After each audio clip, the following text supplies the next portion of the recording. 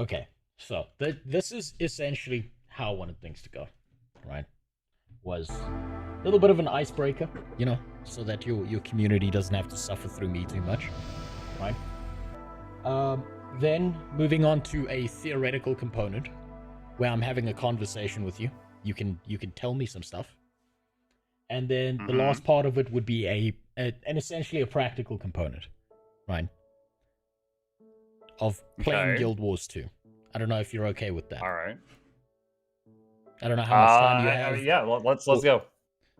Okay, great, fantastic. Dude, I got 4 more hours. Okay, that's great. So we're fine. All right. I tried to do the math. Isn't it like 2 a.m. for you right now?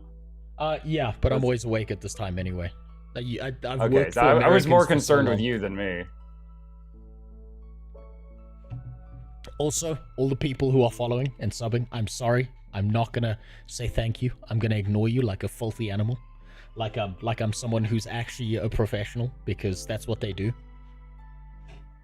That's how they keep you coming back. Is they just ignore you. And I think Asmongold, when he gets gifted like 100 subs, he says like thank you for a second. I know, it's great. Always feel so bad. I don't actually know. I still haven't figured out how long are you supposed to suck the person off after they sub. I haven't figured that part out yet. Oh, my bad. I mean, say thank you. I mean. Nice recovery. Okay, so I had an icebreaker section that I figured I'd ask you about, and I think that the best place to start with something like this is to give you a tier list, essentially, right? Because I want to know your opinion, and I can see this on your stream, of essentially a tier list of the races, right? And where you would place each of the races. Boy, we're starting out with a bang now, aren't we? Just so okay. Now, just to be clear, we're talking about Guild Wars 2, right? No, Guild Wars 2. Obviously. Yeah, all right. It has to be related to Guild Wars 2. I mean, otherwise. Obviously. Obviously. Where do I send this? I suppose I send this in Discord, right?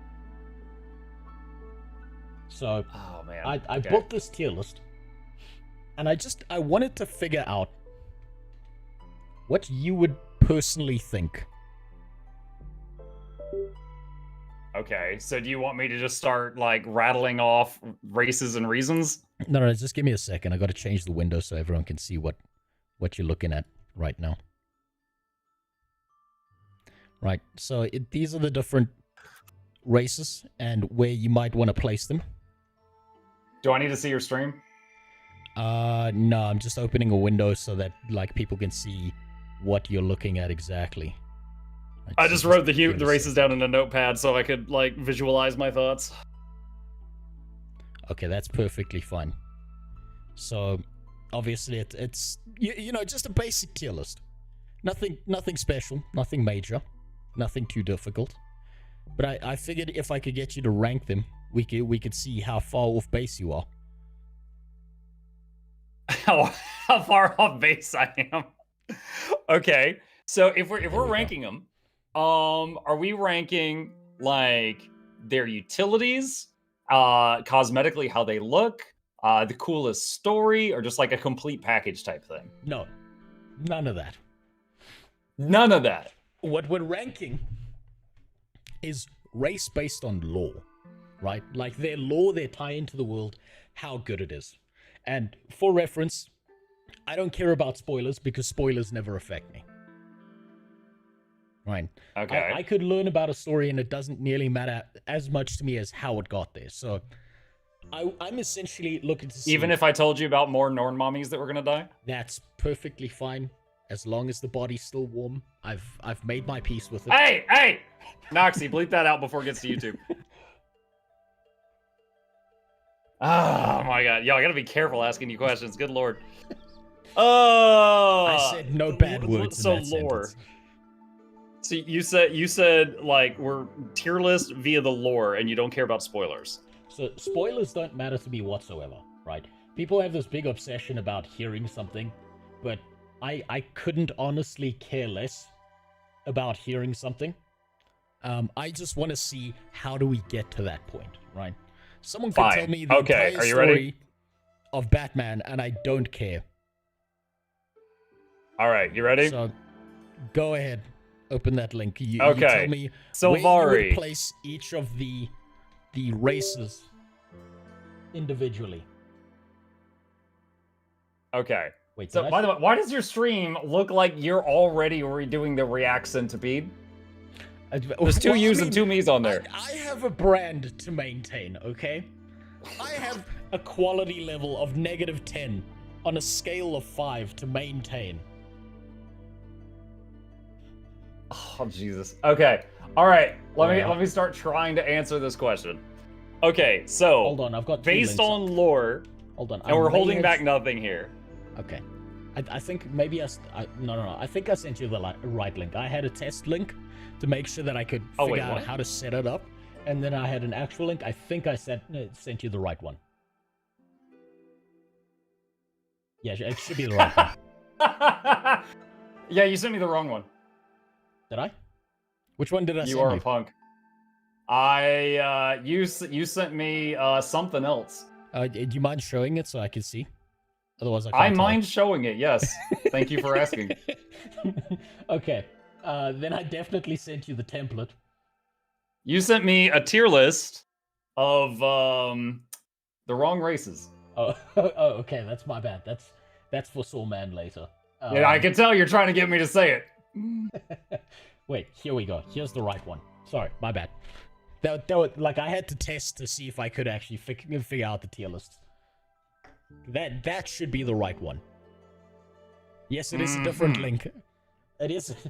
All right. Yeah, mental note: any links you send me, I gotta open on another monitor first. Hold on. Did I just send you the same link twice? No, you didn't. What is this? Oh, there's an Asura in what appears to be a microwave. This was probably made by you. I don't know. This is how what the races are represented so there's in game. An Asura in a microwave, House in a cat suit. That's probably Char. Yeah, you see, if you can identify a dude, I guess that's just human. Yes. That's Rag and Bone Man. Giant lady, so that's Nord. This is a trait. Dude, I have to like learn a new language to talk to you to have this conversation. Fine. Tier list. Okay. So this is a tier list based on their lore, and spoilers are full game. Yes. All of it. All of it matters. From every single toe hair that Logan sucked on Queen Jenna's feet. Toe hair now? Okay. Yeah, well, yeah, you know he's going to town on those feet. All the way I don't know anything. To why the Asura are the shadow government of Guild Wars 2 and cause all the problems in Tyria.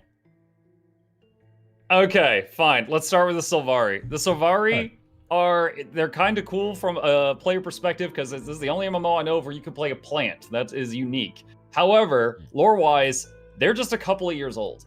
They are brand spanking new. Mm-hmm. You know a bit about this. There's the pale tree, and then there's like all these kids, and they all come out adult form, but none of them are older than like, I don't know, like 10 or 20 or something. Like they're a brand new race, which means they don't have a lot of background lore or anything. Yeah. So their lore is quite boring because it's non-existent.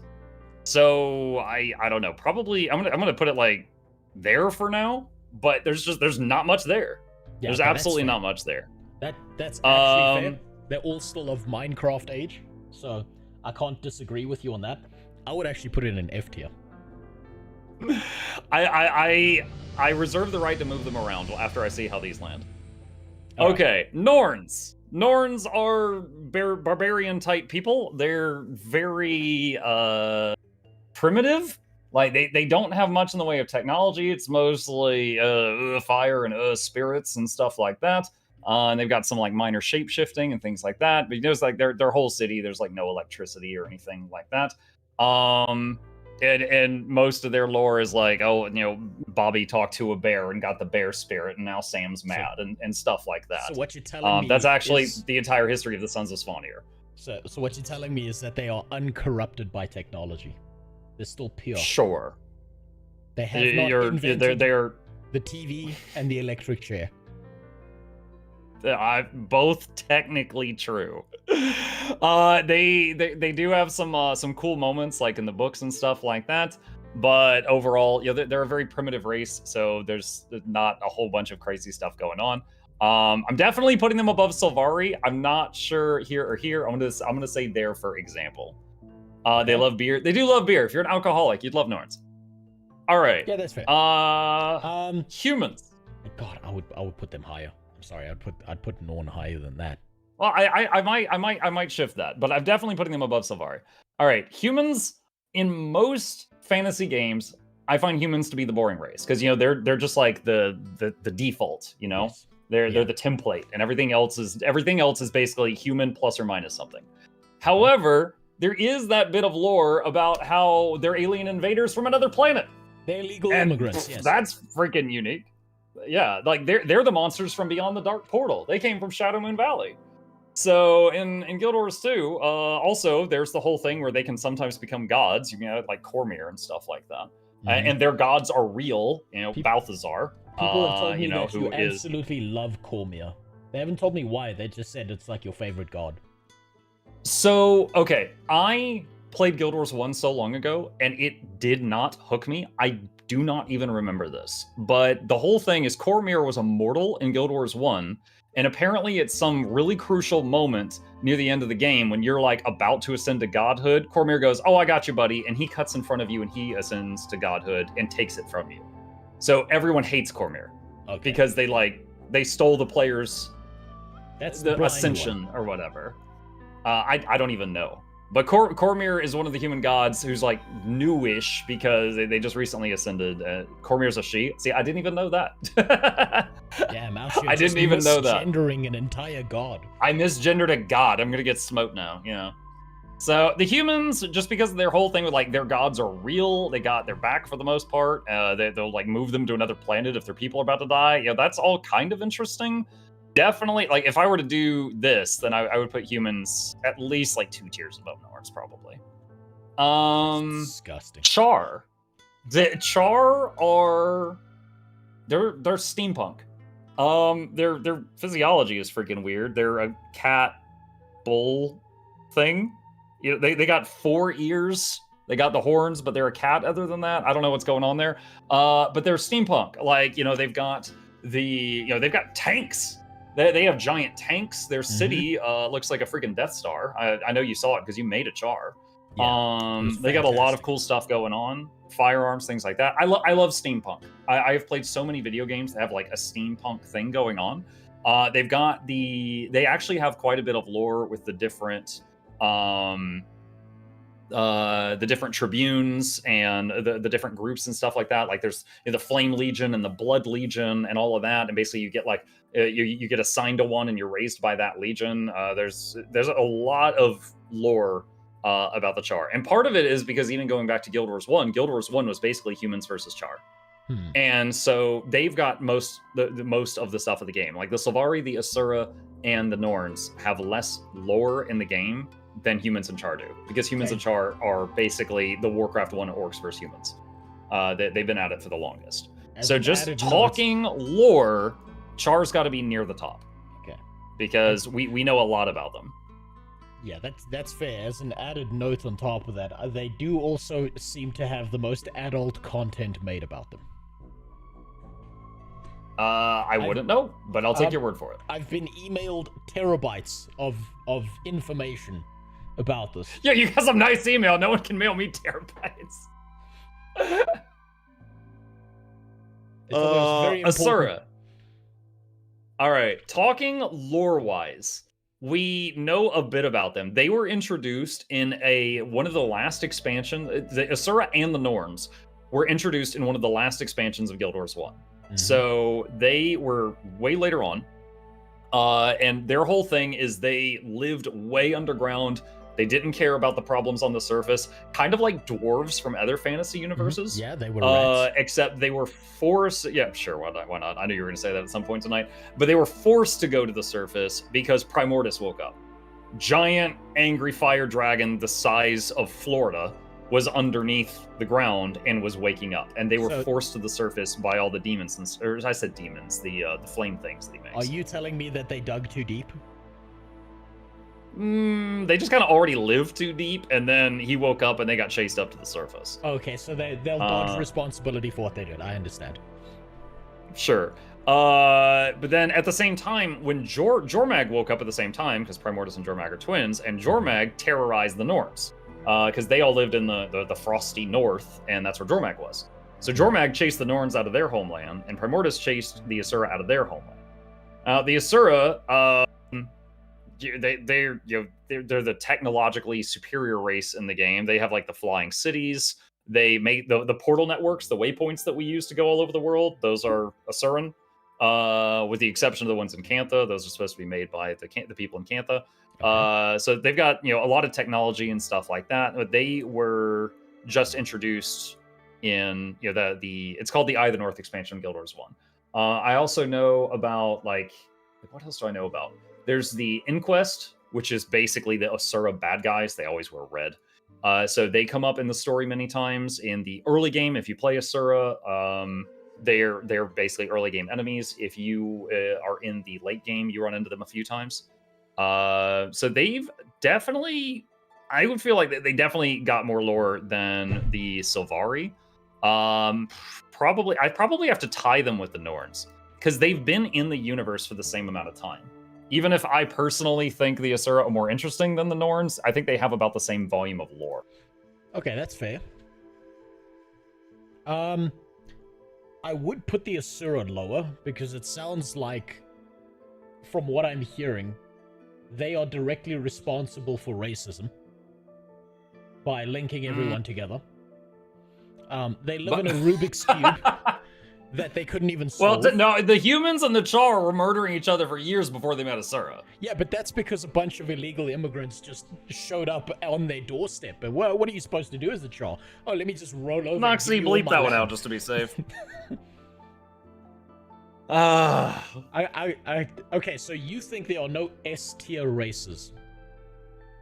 When it comes, I mean, okay, so like we could do this, but honestly, like the Char, no, I don't think they're S tier. I think they're interesting. Like I said, I love steampunk in any franchise, and in this franchise, that's the Char. Okay. And they do have a lot of lore. There's multiple novels about them in the universe, and also half of Guild Wars 1 was about the Char. Lots of Guild Wars 2 is about the Char. Like I know you played the Char newbie zone. You remember all the ghosts were because of the whole Searing and Ascalon and all of that. Yeah. Like there's a ton of that information. Yeah, it was fantastic. They beat the humans' asses so bad that they came back as ghosts. Yeah, they basically fired a magical nuclear missile at them, and that was the result. Yeah. Imagine getting ratioed so hard on Twitter that you haunt your account as a ghost. That's essentially what happened to them. Supergod says, ask Muck about the Sylvari's true master. That's a major Heart of Thorns spoiler, but I could tell you if you want. Well, I kind of know it already, because if you walk around the Sylvari world, there's and you actually listen to some of the conversations happening in the background, and then you pay attention to the group that's attached to the Nightmare. They kind of hint at it. What do they hint at? As far as I'm aware, they were meant to serve one of the dragons, the jungle dragon thing, and that jungle dragon is essentially. It's not really their dad. It's more like their granddad, in a way. I mean, it kind of. Basically, the jungle dragon is Mordremoth, and they just control, I guess, life energy. There's this actually very epic cutscene right when you start Heart of Thorns of all the airships entering the airspace above the jungle, and then trees kind of grow upward at lightning speed, kind of like spears, and basically just start impaling the airships. That's it's actually, cool. In my opinion, one of their finest cinematics. But he just controls life to an absurd degree, and yes, he is related to the Sylvari. So essentially, what you're telling me is Mordremoth had a chia pet that got out of control. Something like that. Apparently, if you play, I never have, but if you play a Sylvari through Heart of Thorns story, it's apparently very interesting, because in addition to doing all the stuff that you as the commander have to do, you're also having to fight off his control. Oh, that's pretty cool. Because he's he's trying. Yeah, he's trying to take hold. That's actually pretty awesome. Okay, that makes me want to move Sylvari up to D tier at least. Okay, I'll do that. But yeah, like I said, the Sylvari are very, very young, so there's not a lot of lore going on. But what lore they have is very, very tightly knit with Heart of Thorns. I think they probably needed to give them a whole expansion, especially since they didn't have much backstory. That's like that must have been a requirement at some point. Maybe. I mean, you could almost say, like, if Heart of Thorns is the Sylvari expansion, then Icebrood Saga, and I'll be vague here because there's no need to spoiler you if it's not necessary. Icebrood Saga is absolutely the char content. Yeah. Like, without a doubt. Icebrood Saga is all about the char. I have heard that one before. And then, let me think. I'm thinking, is there one for... trying to think if there's one for the other races. Path of Fire. A lot of people saying Path of Fire is human. Because so one of the expansions of Guild Wars 1 was called Nightfall, and I didn't play it, but you revisit the places, a lot of the places from Nightfall when you go into Path of Fire, which is the desert area, and so there's a whole lot of human encampments and cities and stuff like that. Also, yeah, how could I forget? The one of the main antagonists of Path of Fire is one of the human gods. Yeah, it's which you already know because I remember you making a joke about it. Yeah, I kind of saw that. I saw people talking about it in chat. They were discussing whether I think it was 3 people who were saying that Path of Fire is the worst expansion, and then just a wave of people telling them to shut up and that they're idiots. I mean, I'm not gonna scream at anybody, but I definitely disagree with that statement. I think it was pretty funny. I think they did it to bait people. Yeah. Like, there's no Guild Wars 2 expansion that I have hated, but I did enjoy the because there's the larger expansions, then there's this new system they're doing with smaller ones, right? So, like, Janthier and Soto are smaller expansions. That's because they're running out of money, right? That's a whole nother conversation. But I definitely enjoyed all 3 of the larger ones more than the 2 newer ones, just because of just the sheer amount of content they offered. All right, so it's kind of like the deeper you get in, the better it gets. Sure. I'm trying my best not to make an analogy to follow that, but that leads up to the next question. Yes. Which is, where's Guild Wars 3? Are you trolling right now? No, I'm serious. I keep hearing about Guild Wars 3, and I don't know if people are serious or whether it's just never happening. Oh my god, no, I've had this conversation so many times. Is it going to be like Overwatch 2, where they just strap on an expansion and change the number? Okay. All right, real talk. I'm going to assume you know nothing, and I'm going to answer accordingly, okay? Yeah, I don't know anything about that. Okay, so there was a shareholder meeting last year with like NCSoft, ArenaNet, something like that. Basically, the people that own the people that own the people that play Guild Wars 2. All right? There was a shareholder meeting, and it was in another language, okay? It was like in Korea or something. And they were talking about this. And there was something from that meeting that was mistranslated to be Guild Wars 3 instead of 2. And of course, once that mistranslated version of the meeting made it over to the US, everyone, and everybody freaked out. Here comes Guild Wars 3. And then a while later, ArenaNet's like, we have not announced anything on this. We have not said anything about this. That was not an official source. Now, they also didn't deny it. They very carefully said, we didn't say anything about this. So if they are making it, it's not been officially announced. And you know how long it can be when a game is announced versus when it's released. Oh, absolutely. Like, if they haven't even announced it yet, even if they are making it, it could be years before we see it.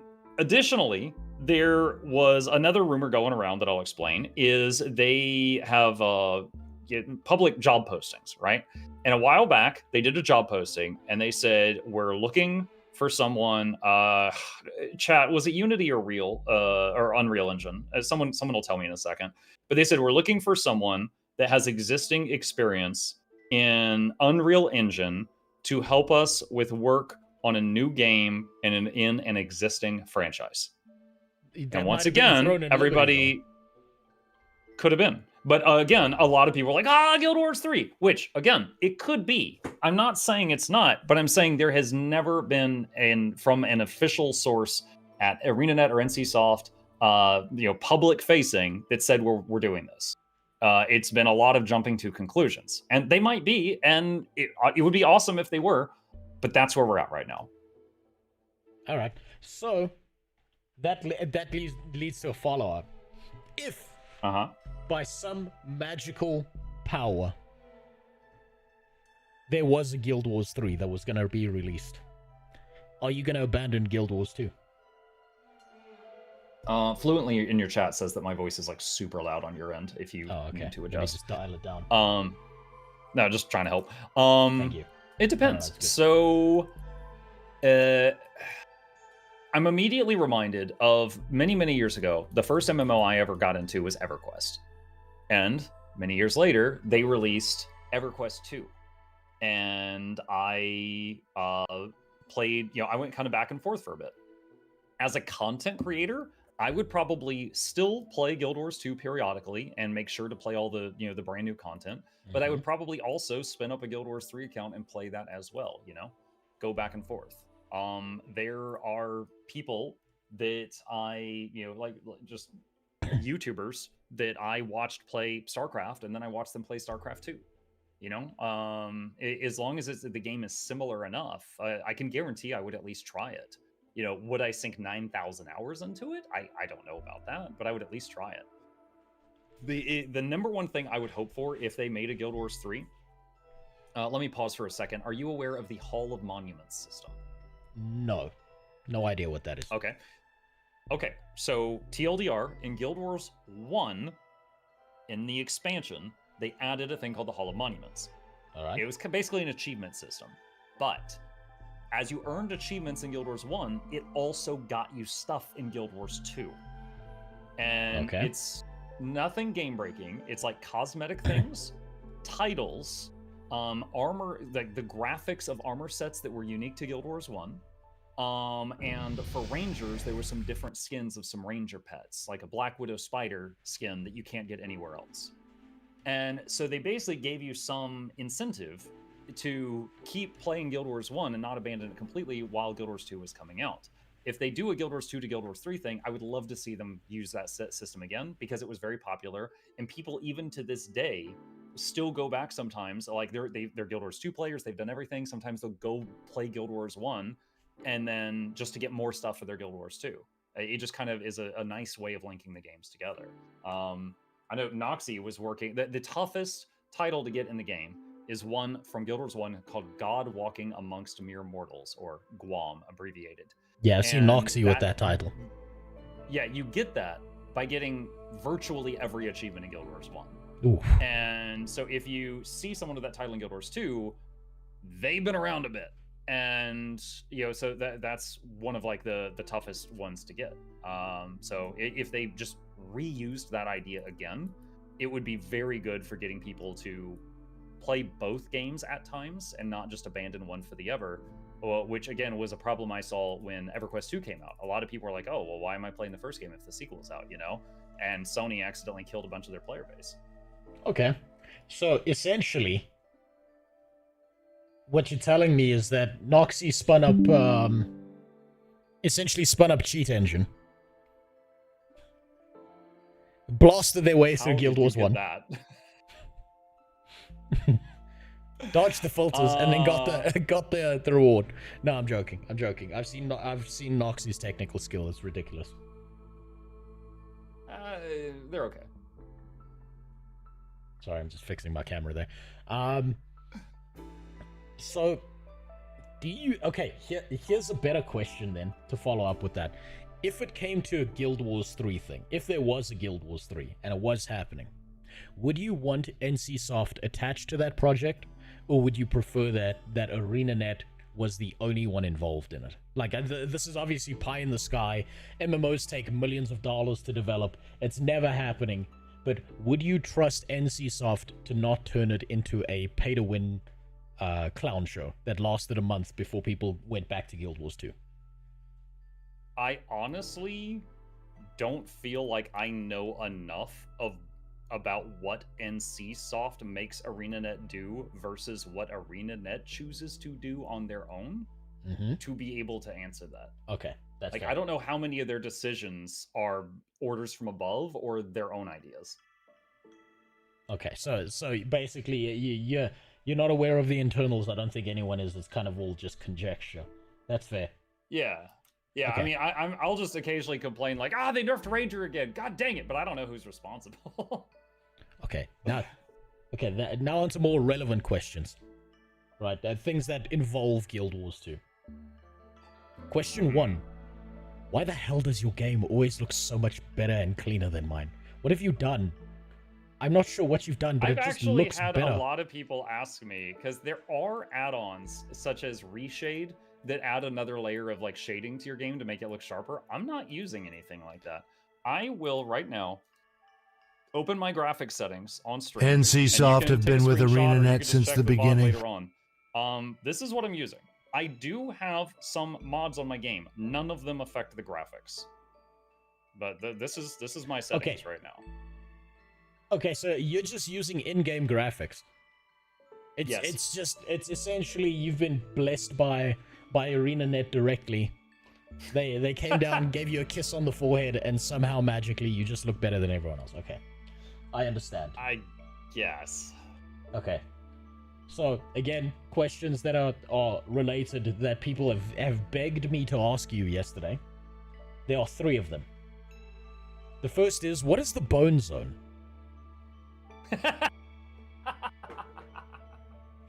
Is that like an area or?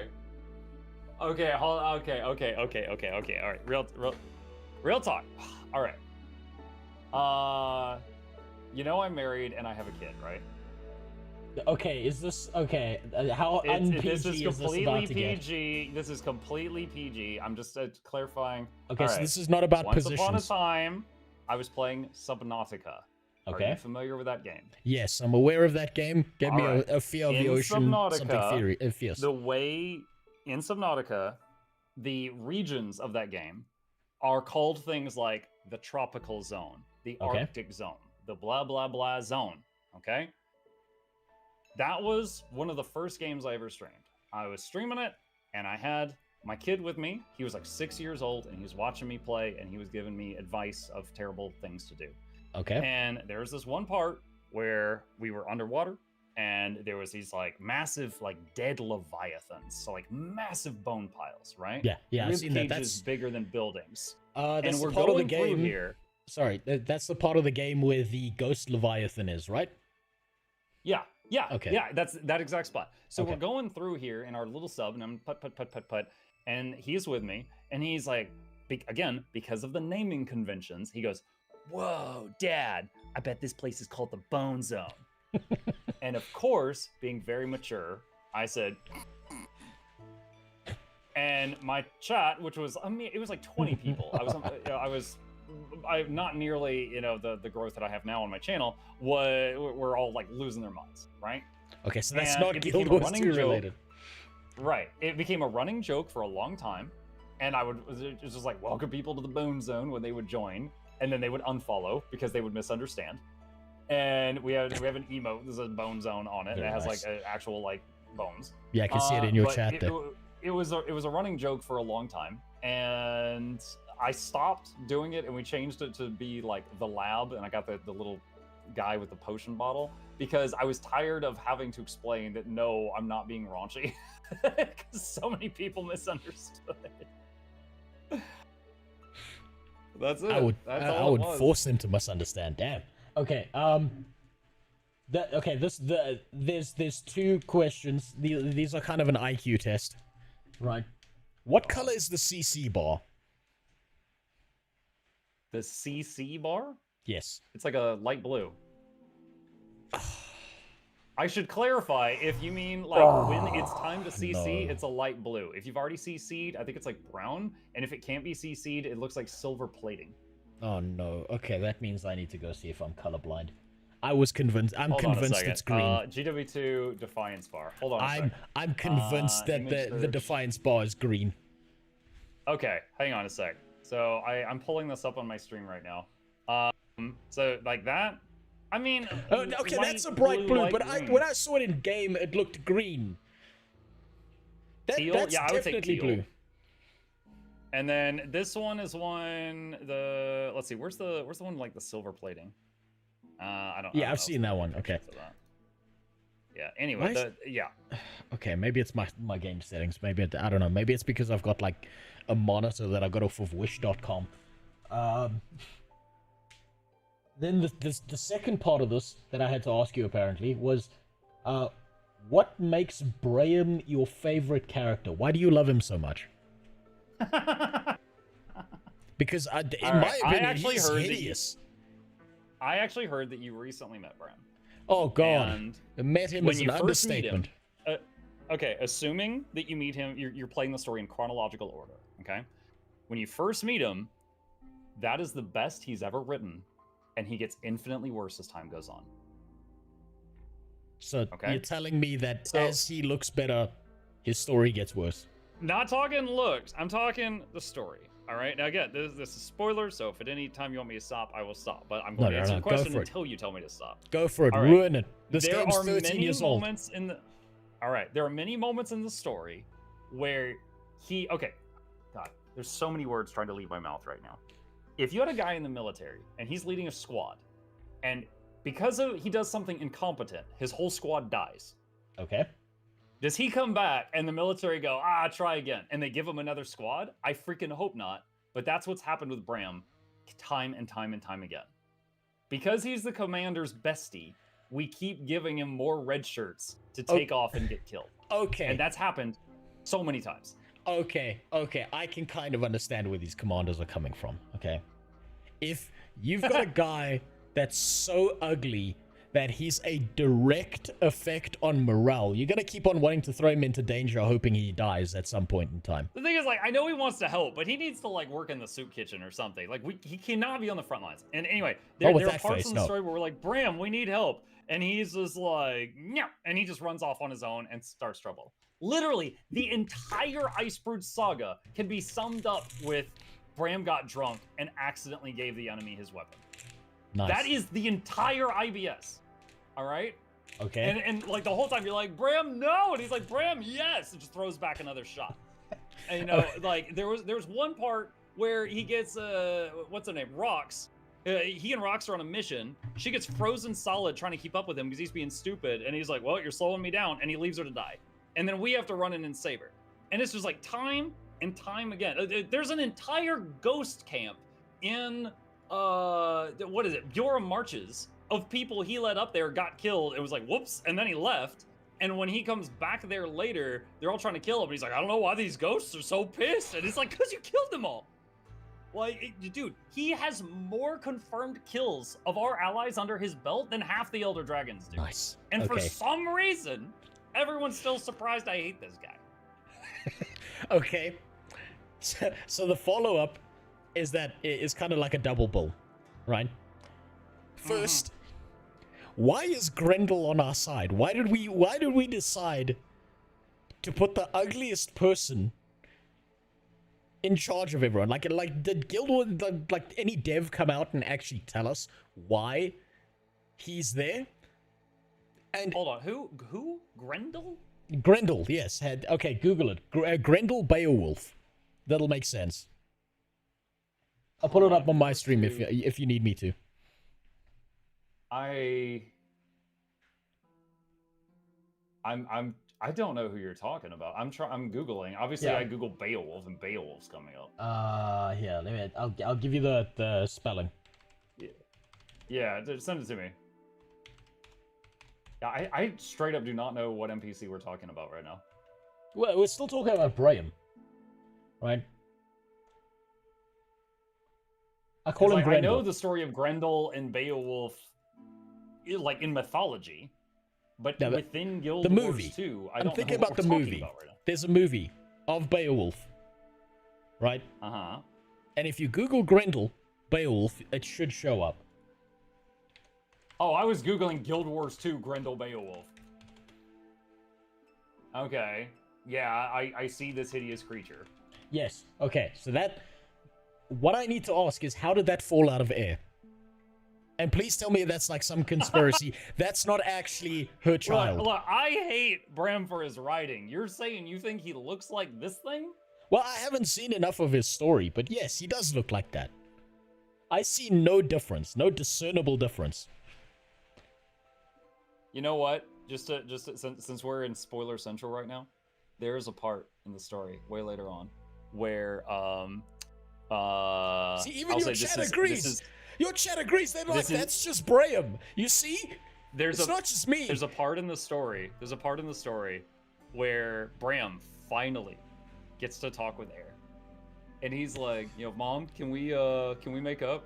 And she's like, oh no, honey, that time has passed. And she just walks away. And it was so satisfying. Good. And they never talk again. They literally spoke like to each other. It's like the Bechdel test. It's like that one time they talked. And she's like, oh no, sorry, we can't do that. And then she's like, all right, what's next? And then just like walked away. Great. Fantastic. Okay. So he's the D&D character everyone abuses and deserves it. That's beautiful. I'm glad that his story doesn't get better.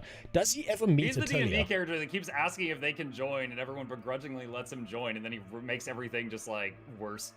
Nice. Okay, so does he ever meet Attilia? Because he keeps talking about Attilia. Do you even remember Attilia? Is that the girl? Is that the girl he liked in season 1?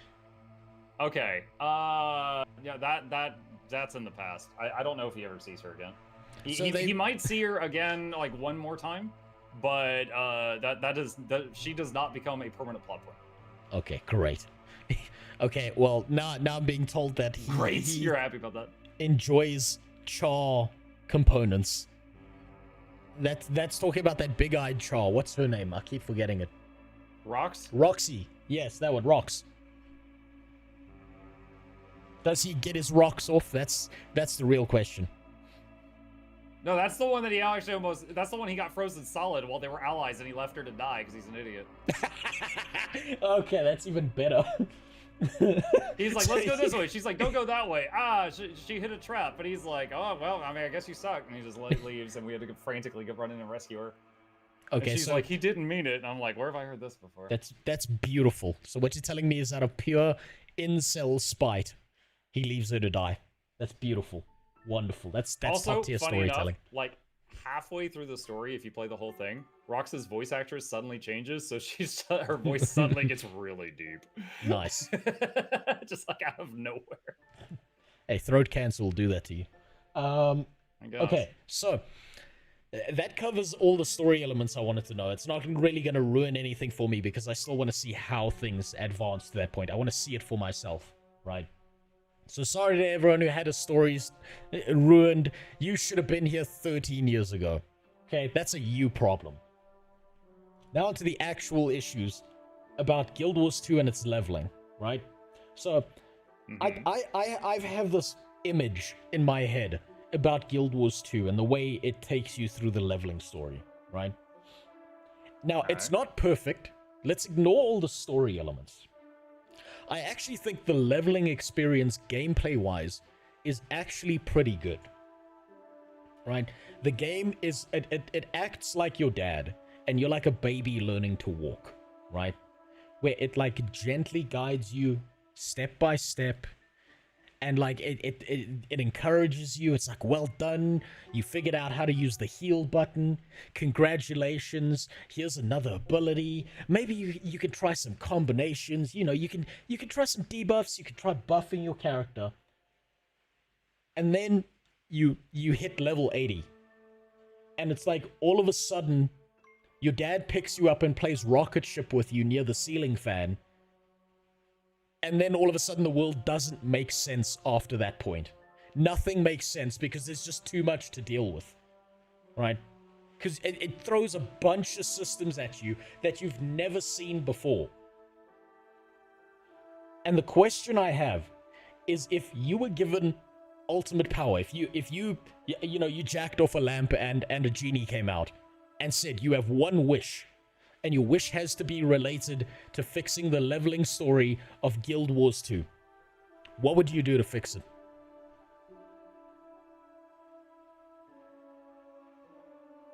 All right. I've never thought about this before, so I don't have a answer ready to go. This If you is had exactly said, why I didn't give you what these would you questions change- beforehand. If you had said, what would you change to make Guild Wars 2 better? I would have said more frequent balance patches. Because like if something is overpowered in PvP, it's overpowered for 6 months. No, but that's high end. That's high end. I'm talking about like the core gameplay experience itself. Right. That's not what you mean. Okay. I mean, I'm immediately reminded of like a year or so ago, they went back to a bunch of the bosses that were in the newbie zones, like the world bosses, and they updated them and added some new stuff. For example, there's a boss called the Fire Elemental. It does like a shock wave, like a flame wave that goes along the ground. And if it gets hit by you, even if you're level 80, it pops up a pop-up, and it's like, did you know you could jump that? And it's like, shut up. Nice. Because yes, I knew, I just was stupid today. So they have made some small attempts to introduce late game mechanics into the early game, but they're not in enough places. Like, you can go 1 to 80 without ever fighting the Fire Elemental, right? And you could get to level 80 and still not know that there's a lot of different attacks you could jump over. And yeah, that is very much a thing. I know the first time I found out about that, I was like, wait, I thought it was just dodge or nothing. I didn't know you could just spacebar jump over some things. But that's apparently a thing. So I would say that like some of these systems that are designed to teach you need to be in more locations. Because like there's there's like a dodging tutorial in like a random location in each of the newbie zones now, and it's completely easy to miss it. You could 100% the zone and not even find it. I'm gonna be honest with you. The first 3 times I leveled a Norn character, I couldn't find the dodge area.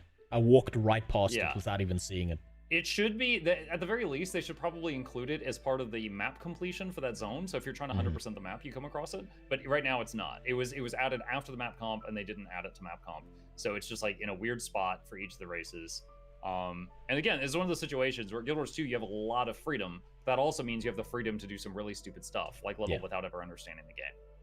Okay, so I don't have. I guess my answer is I wish that they would introduce more end game systems earlier during the leveling process, a little bit at a time, and just like what they did with those world bosses was decent, but it needs to be more. Okay, so in your head, lean into what you're good at. They've got fantastic gameplay. Just make the gameplay more like accessible throughout the core story, essentially. Yeah. Okay. Yeah. So don't touch the story. It's irredeemable, is what I'm hearing. Your ears have quite a filter on them. No, it's just like the game is awesome. Like, I love this freaking game, but I mean, I would say 9 out of 10 people get to max level doing 1/10 of the damage they're capable of. Like, that is a big example. That's fair. You know, if you've got someone if you've got a WoW hunter who doesn't know how to play and he's smashing keys, and you've got a WoW hunter who also is the same level and he knows what he's doing, the difference between them will not be tenfold. You know, there will be a difference. It'll be visible on the damage meters if you're running them. But in Guild Wars 2, it's like 10x, which is a lot. That's a bit much. I've noticed because I leveled a Guardian and didn't know what I was doing, like on a second account. And I was just kind of slapping buttons and doing nothing. It was horrible. I actually had to read the tooltips. To give you an example, I've been playing, it doesn't matter, I'll just say Untamed. I've been playing Untamed lately, and Snow Crows, you know who they are. They're the math nerds. They are very good at looking at the available buttons and cooldowns and saying, if you hit these buttons in this order with these timings, you will get the highest mathematically possible damage. Yeah, they don't care about fun. It's just that makes biggest number. Yeah, that's just optimized. When they play Untamed, they're able to crank out 40,000 damage per second. When I play the same build, I am struggling to hit 30k. However, when I go to fight like any world boss or join any groups, I'm number 1 on the meter often because no one else knows how to play, even though I'm struggling to hit 75% of the benchmark. So it's essentially, This is, I think, what makes Guild Wars 2 gameplay so fantastic in the first place, is it's super easy to learn, but it's difficult to master. And I don't know if you agree with that statement or not. I definitely agree with it, because I enjoyed probably hundreds of hours of this game before I started to understand half of the systems. All right, you could jump in, have no idea what you're doing, wander around, and have fun, which of course is the most important part of any video game. You can have fun, you can enjoy it, and for every one try hard, there's 10 people just having fun, and that's your biggest customer base. But yeah, I absolutely agree that there's a massive difference between the easy to pick up people and the hard to master people. All right, that's perfect. That's perfect. Okay, so I'm gonna take you through something right now, and I'm gonna pull up Paint on my stream for this to make sense, right? You don't have to look at it, but I need this to make sense, right? So I come from a technical engineering background and a lot of product design and so on and so forth. So there's a philosophy that a lot of engineers follow, right? It's called spectacles, testicles, wallet, and watch, right? Wait, I heard the first two words. What was after that? So, spectacles, testicles, wallet, and watch. Right? Those describe 4 different types of players.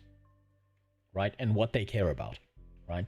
So, spectacles would be the people who are there for the visuals. They're there for the things that look pretty. They want to explore the world. They're looking at map completion. They're thinking about, what are these beautiful vistas? Damn, I really like the way Lion's Arch has a bunch of ships buried into the side of the wall.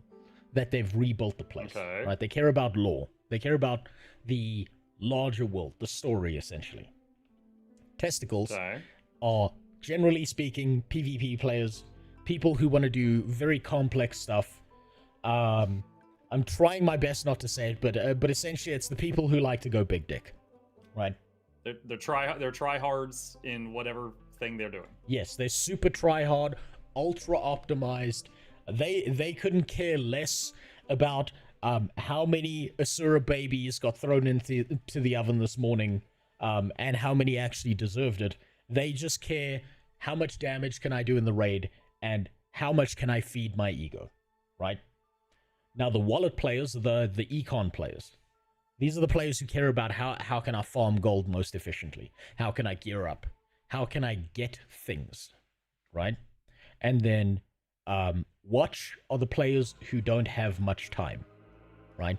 These are the guys with 7 different children and 12 different wives, and they've got 20 minutes every week to play Guild Wars 2, and all they really care about is, how can I extract the most out of the 20-minute play session I'm gonna get before my wife yells at me because I didn't put all the dishes in the dishwasher, even though I did.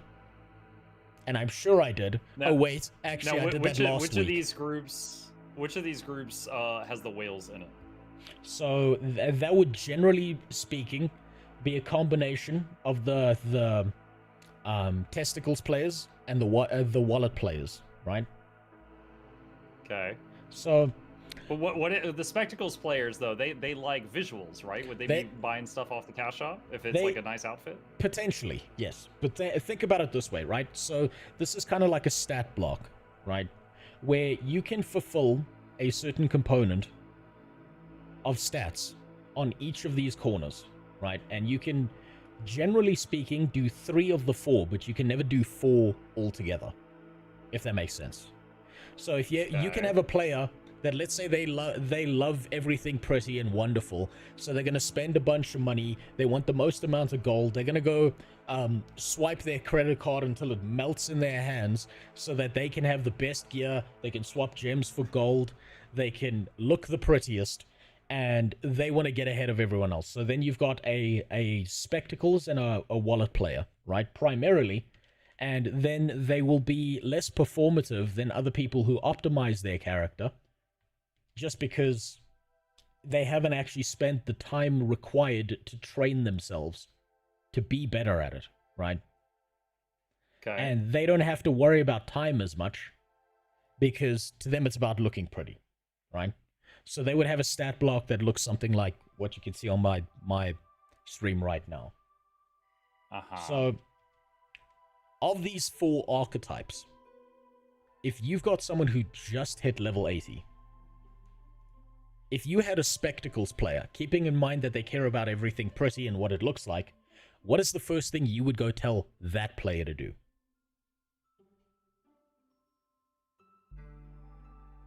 So the Spectacles player likes taking in visuals and the world around them and vistas and stuff like that, I believe you said? Yes, and pretty mounts and making their character look wonderful, and they don't really care about performance. They don't care how they do in a raid.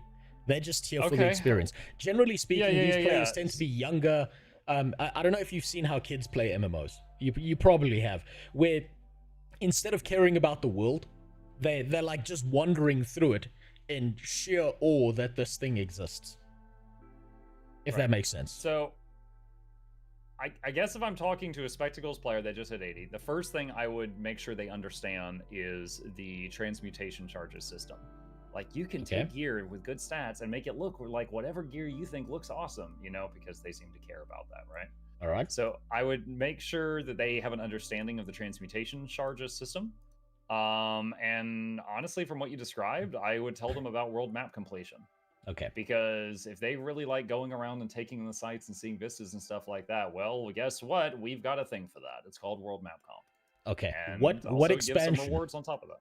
Okay, then what expansion would you tell them to go look at? What would be their favorite expansion? Okay, so for visuals, yeah, pure visuals. Yeah, okay, so the base game has some of everything. Yeah. Path of Fire, I'm not gonna lie, it's mostly desert. As far as visuals go, it's desert. Okay, so it's Heart not of Path of Fire. Thorns. Yeah, Heart of Thorns, I think, is a beautiful tangled labyrinth. It is some of the only maps where there's an elevation slider because the map is different based on what floor of it you're looking at. Very easy to get lost there, but in my opinion, the gameplay can be frustrating there. But visually, I think Heart of Thorns is beautiful. All right. And then End of Dragons. End of Dragons is also gorgeous. It's very, Asian themed. It's got, like cherry blossom trees and bright colors on the landscape and stuff like that. It's full of weebs, yeah, but they, it's weebs with giant robots and stuff like that. So it's pretty cool. So ultra weeby. Ultra weeby, yeah, but I think it looks good, which was your question. Okay, that's perfectly fine. If we're looking at some of the others, yeah, things like Soto. The Wizard Tower is pretty cool, and the first zone in Soto is a bunch of flying islands that are kind of like they used to be pocket dimensions. So like one of them looks like it came from End of Dragons, one of them looks like it came from Path of Fire, etc., etc. So it's really cool, like looking at it. But it's a copy however, paste. the final zone of Soto looks like you're standing in the middle of an ash cloud from a nearby volcano. It's just like there's gunk in the air and it's hard to see and it's depressing. I very much dislike that zone. So that would be that one. right. Janthier Wilds is very cozy. Like the first zone doesn't even have a world boss, and that was them trying something new. They hadn't done that in ages. The first zone doesn't even really have a true map meta. But you go through there's giant waterfalls. So there's like some towns that are built into the side of cliffs, so there's like a nice view no matter where you are. You can see for miles because of all the elevation differences. There's rivers with like, salmon going through them and stuff like that. Janthier, the first zone of Janthier, very, very pretty. That's how they designed it. The second zone looks kind of like a catastrophe because the villain is stomping all over it. Okay. Then what would you tell freshly hit level 80? What would you tell a wallet player to go and do? So wallet players care about econ, grinding gold, a lot of the trading post stuff, swapping out gear, building themselves into some unstoppable mess just because they have the most gold. Keeping in mind that these players don't get satisfaction out of swiping a credit card, but they do get satisfaction out of like optimizing the economy of a game to the point that they can afford anything. Okay. My first thought when we talk about this is there's a guy, another content creator I know named Guild MM. Guild MM hit the gold cap, so he had to make more accounts. Okay. And the reason is that he plays this game as if it's Microsoft Excel. He can just stand at the trading post, buying and selling items over and over and over, and he's fine with that. That's fun for him, and just sit there making money for hours. Okay, so he's an Eve player. Yeah, and he's a nice guy. That's how he plays the game. He's actually got a Discord called the Overflow Trading Community, and Overflow is just tons of people that are basically, it's like a stock market in there. They're all just buying and selling stuff constantly, and a lot of them are very, very rich compared to the average player. Like, I'm rich compared to the average player. They make me look like a peasant. Okay, like they're in a whole nother set of zeros. Right. So I think of them. So I mean, if they really want to do that, if they want to get rich in game, I would tell them, I would introduce them to that community and say, here's some like-minded individuals you might have fun with. I might also show them, like, there was one video I made called My Daily Routine, how I stay quote unquote rich in 10 minutes a day. Those are the first things that come to mind when you describe this player. All right. So you'd send them off to find guides, basically.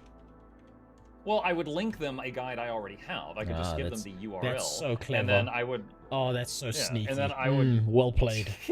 And then just go look at my content. I've got everything you need. Here's the thing. In PvP, if you PvP over and over and over, and you're in ranked, and you get to the max treasure, you might have seen when you did PvP, there's like a copper chest and a silver chest, and you get these little treasure boxes, right? When you get to the last one, and the last one just starts repeating, it's 20 gold every time.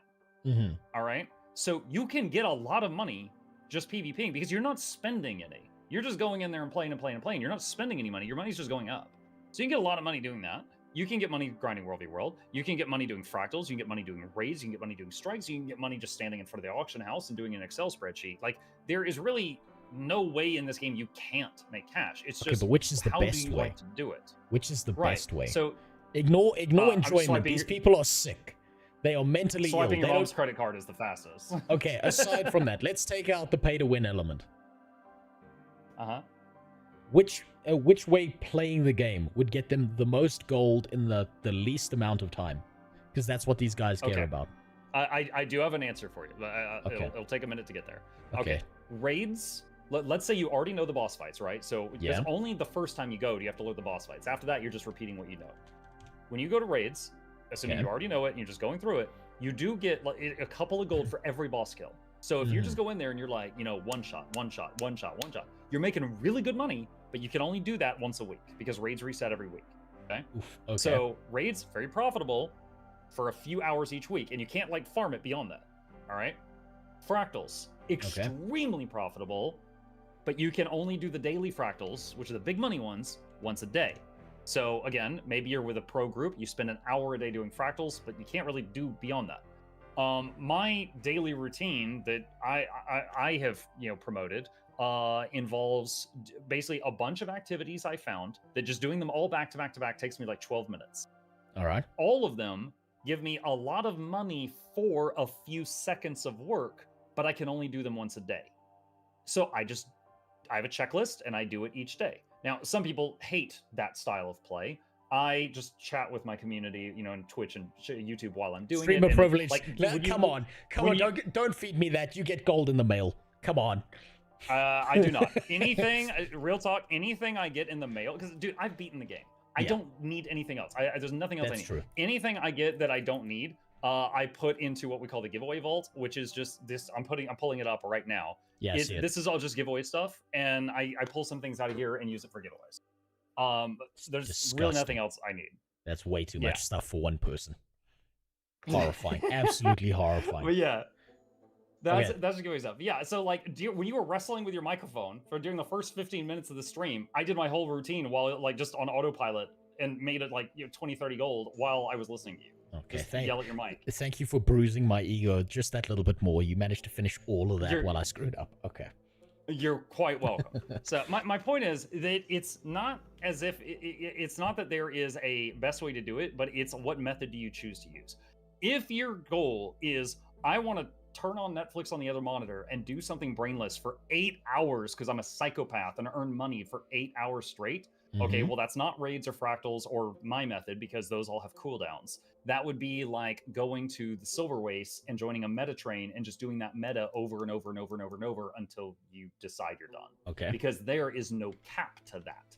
So essentially, I would ask them, like, what parameters am I working with here? And then I can recommend you accordingly. All right. So then on to the ego players, the testicle players. The things that you do that make you feel superior to others. These are things like, obviously, PvP, outperforming others in raids. These are usually the guys where if you hop into a raid at some point, you say, hi, I'm new, you get kicked from the group almost immediately.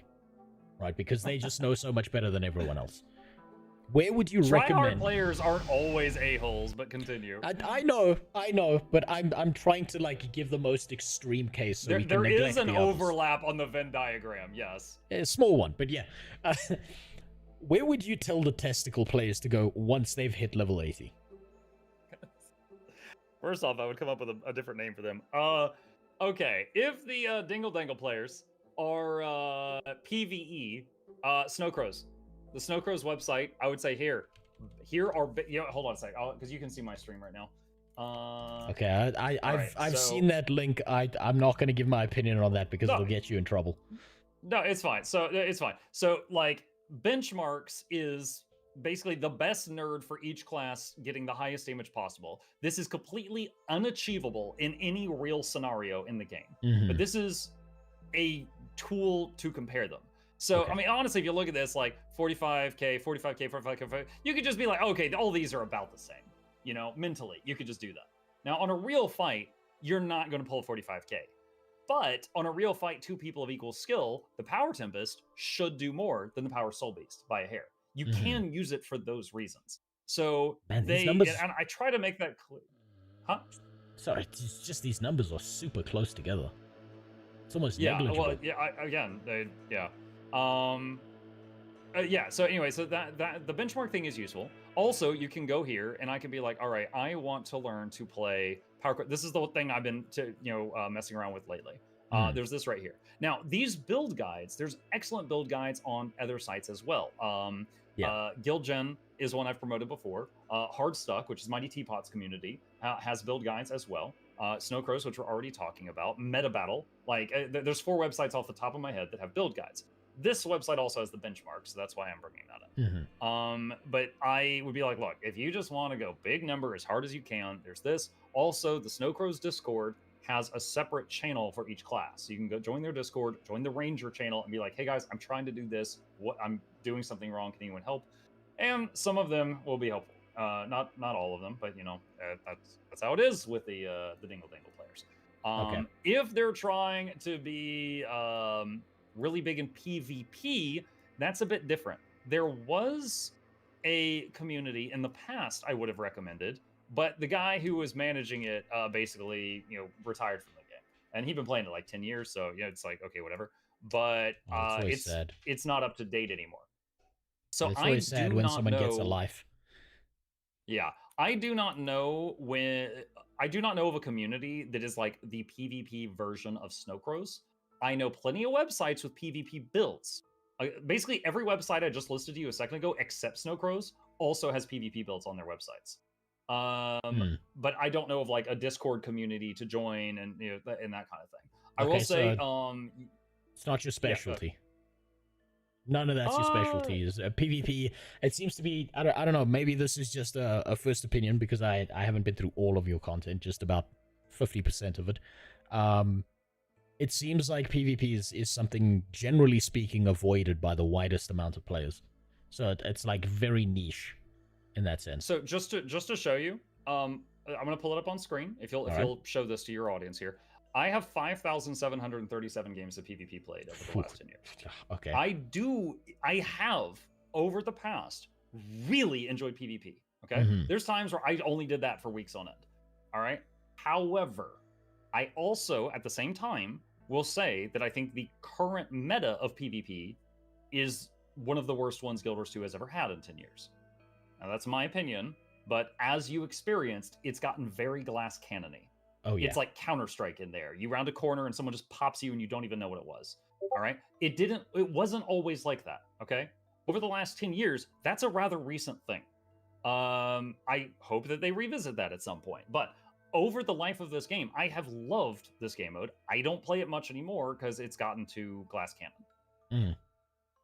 Okay, so I've kind of experienced that firsthand. A dead eye appears and I disappear, and that's happened 10 times out of 10. I don't think I've walked 5 steps in combat without dying. It's a horrifying experience, and I can see why there are going to be a very small percentage of people who would jump into PvP and just immediately fall in love, but most people are going to look at it and go, nah, not for me. I get that. Yeah, I absolutely love the combat system in this game to the point where I can be doing almost anything like PvP or World v World or Strikes or Fractals or whatever, and I'm having fun because my character is fun. The combat system is fun to me. Okay. However, if I like you experienced, if I go into PvP and I just keep getting popped like a balloon, and I'm not one of the best players in the game. Like, if you say I'm in the top 5%, there's a huge difference between me and the top 1%. They're the ones that can just one-shot me as I round a corner. Even if I, if I go in there, I would say I'm gold 3 on a good day. I've gotten to plat 1 a couple times, but there's other people that are plat 5, and I can't do anything to them at all. Okay, that's unsurprising. There's just I've talked about this before, where it feels like in Guild Wars 2 PvP, it's almost like you start learning, and then there's just this giant chasm that you reach between the people who are really good and where you are, and you need to spend months trying to catch up to them, or trying to figure out meta builds and gain enough knowledge so that you know what they're playing against you before you stand a chance at all. Yeah, and honestly, I think probably some of the most enjoyable PvP right now would probably be if you could get into a bronze or silver game against other people that are bronze and silver. You're probably going to have a great time, because people aren't popping each other with those crazy builds that are just optimized to the extreme. But if you end up with one of those in the game, they're running around like God, just one-shotting everybody, and that's kind of where the issue lies. Yeah, it's devastating. Okay, so then last kind of player is the watch player, right? It's the guy who's got 10 minutes in his life to spare. He works at NASA. All 5 of his girlfriends are pregnant right now and asking for fried chicken. He's got to run to 4 different KFCs because each of them want a different one from a different place. And he knows he's getting 20 minutes to play a week. What is the best way someone like that can use their time? Okay. If I'm talking to this individual, I would ask them what type of game mode they enjoy. Okay. Do they enjoy PvP? Do they enjoy fractals, strikes, raids? Have they not tried any of these things? Because what do they want to do? Okay, so let's throw PvP out the window, because you can't pause an MMO as my mom and everyone else's 20 years ago didn't understand. So that's out the window. Fractals are 5-man content. There are people that pug them. They're quite enjoyable, in my opinion, and they are stupidly profitable. So that's a lot of bang for your buck. And joining a fractal group, now you said 20 minutes, but joining a group that is doing all the fractal dailies, because there'll be 3 that are the dailies, and joining a group that does all of them might be an hour. Shorter if you're in some speedrunning group. And that's a lot of progression for your account. Both the loot that you can get ascended items in there, you get gold, stuff like that. That's all really good. If raids are a once a week activity, so even if you only have a set amount of time each week, if you've got a community that you've met, you could possibly do raids each week if you wish to do that. Okay. If you just want to be a loner and you want to do your own thing and you don't want to do anything group related, then as I recommended in that video you recently watched, story and world comp. Now some people might not like the story. They might not like.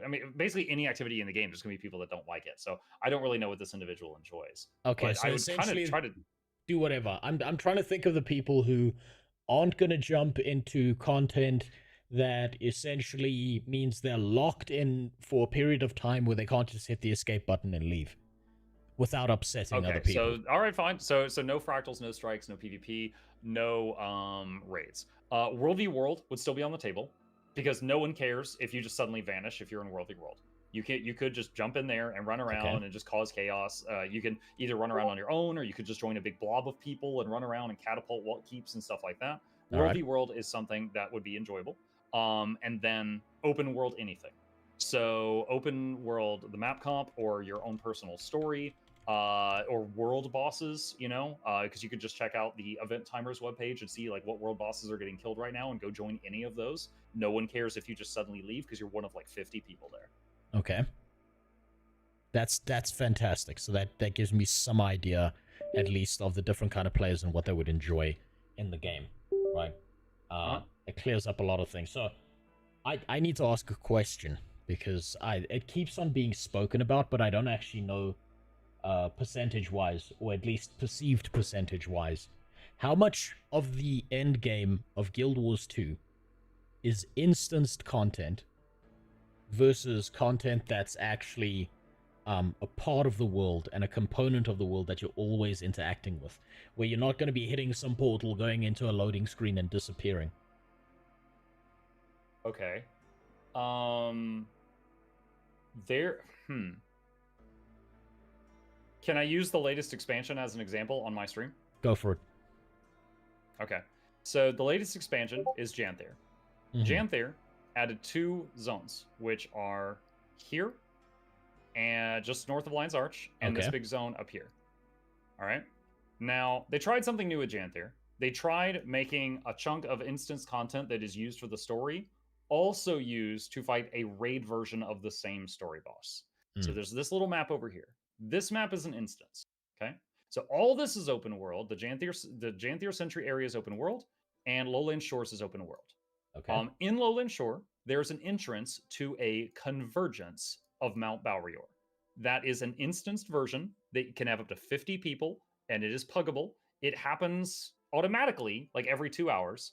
But if you happen to be in a group of 50 people, which, is something that sometimes I'll just be like, I feel like doing a convergence. Who wants to join me? And I'll just make a public one, and then people from chat can flood in. Then we'll just go in and do it anytime we want. Also, there is a raid version of Mount Balrior that is designed for 10-man and has better loot. And then the story has a version of it. Now, this is the first expansion where they've tried doing the same boss in like 3 different game modes, just kind of to see how it's going to work. We'll see if they keep doing that. But essentially, this expansion so far is 2 huge outdoor zones and then 1 smaller zone that is used for the instance content.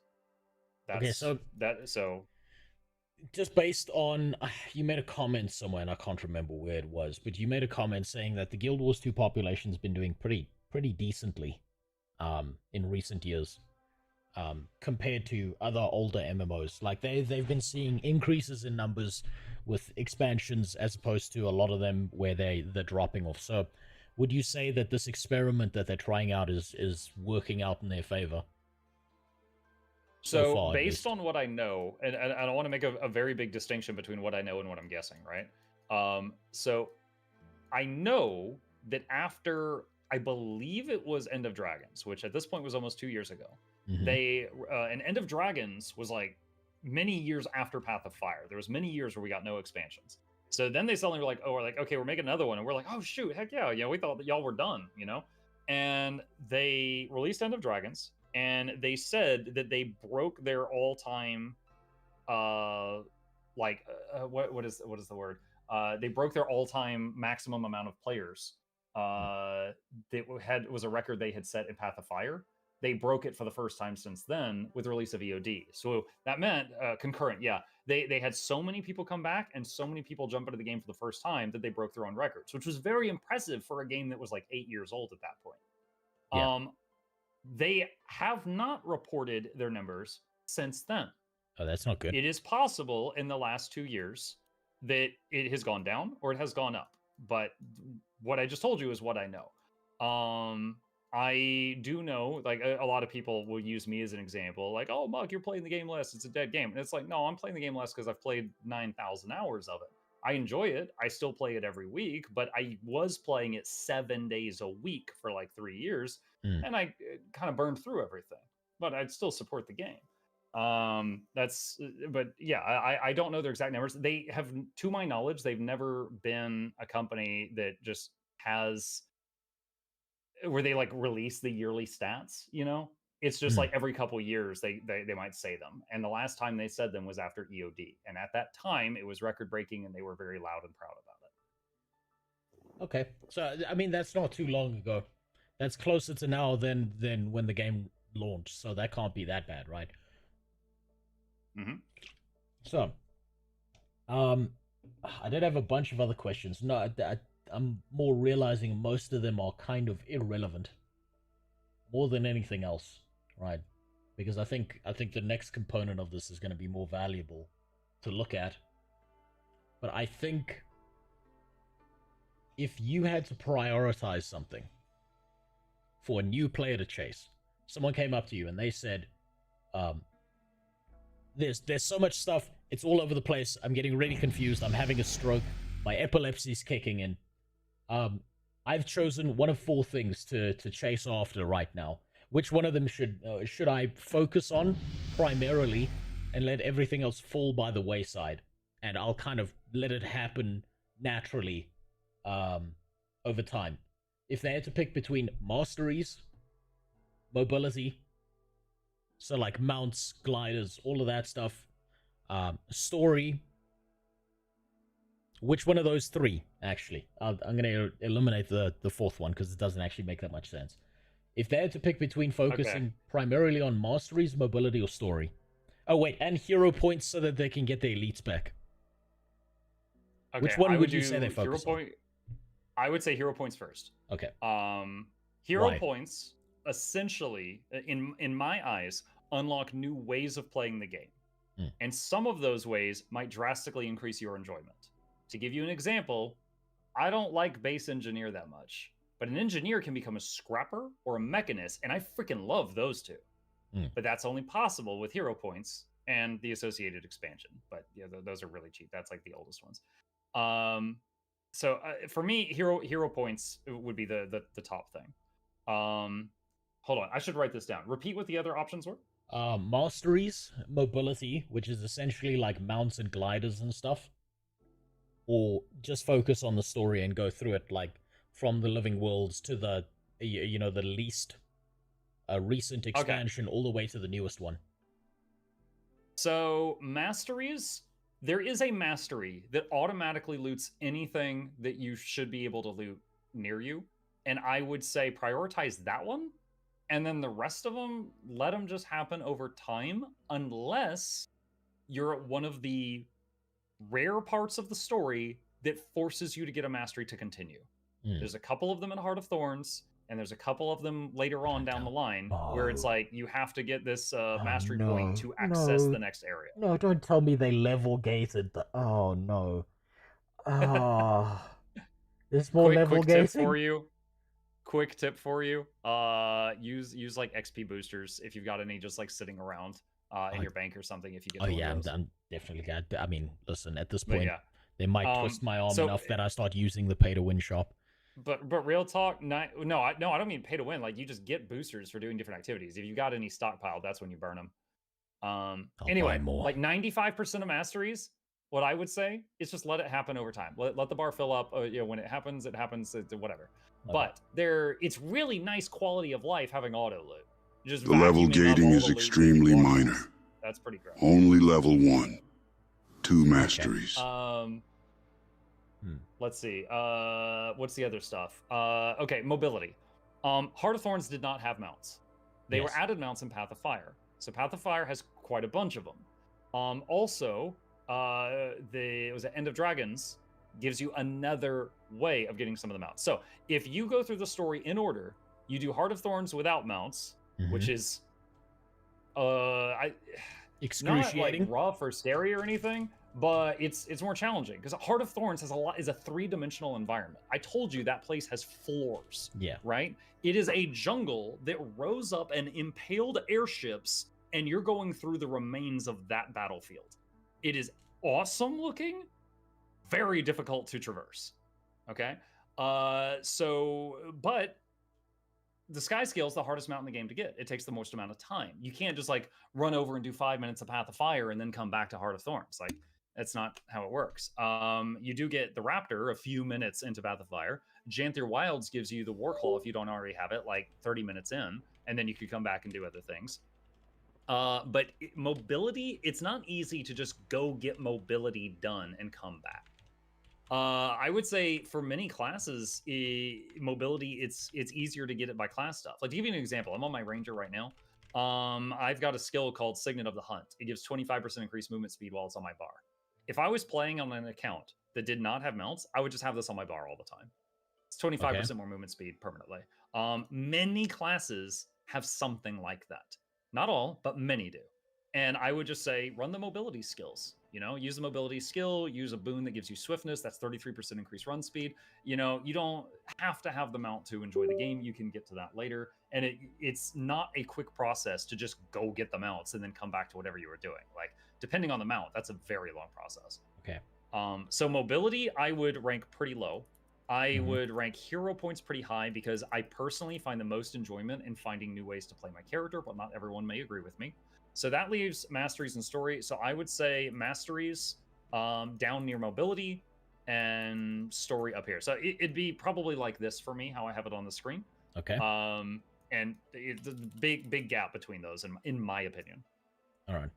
So just, I'm kind of glad you did mobility last, because now I can ask you something that I've seen has been very upsetting to very many Guild Wars 2 veterans in a lot of my comments. And I think when I'm just going to quote, I'm going to give you a generalized quote of what I've heard, right? Okay. You new players don't know how hard it is to get the sky scale the right way. Back in Nam, when I had my legs blown off, and I had to crawl to the keyboard to understand how to fly. Now you just get it easy from Amazon Prime. You disgust me. Amazon Prime? So like, no. Why? So, okay. Why are people like that? Real talk. The Sky Scale, right? Yeah, Sky Scale.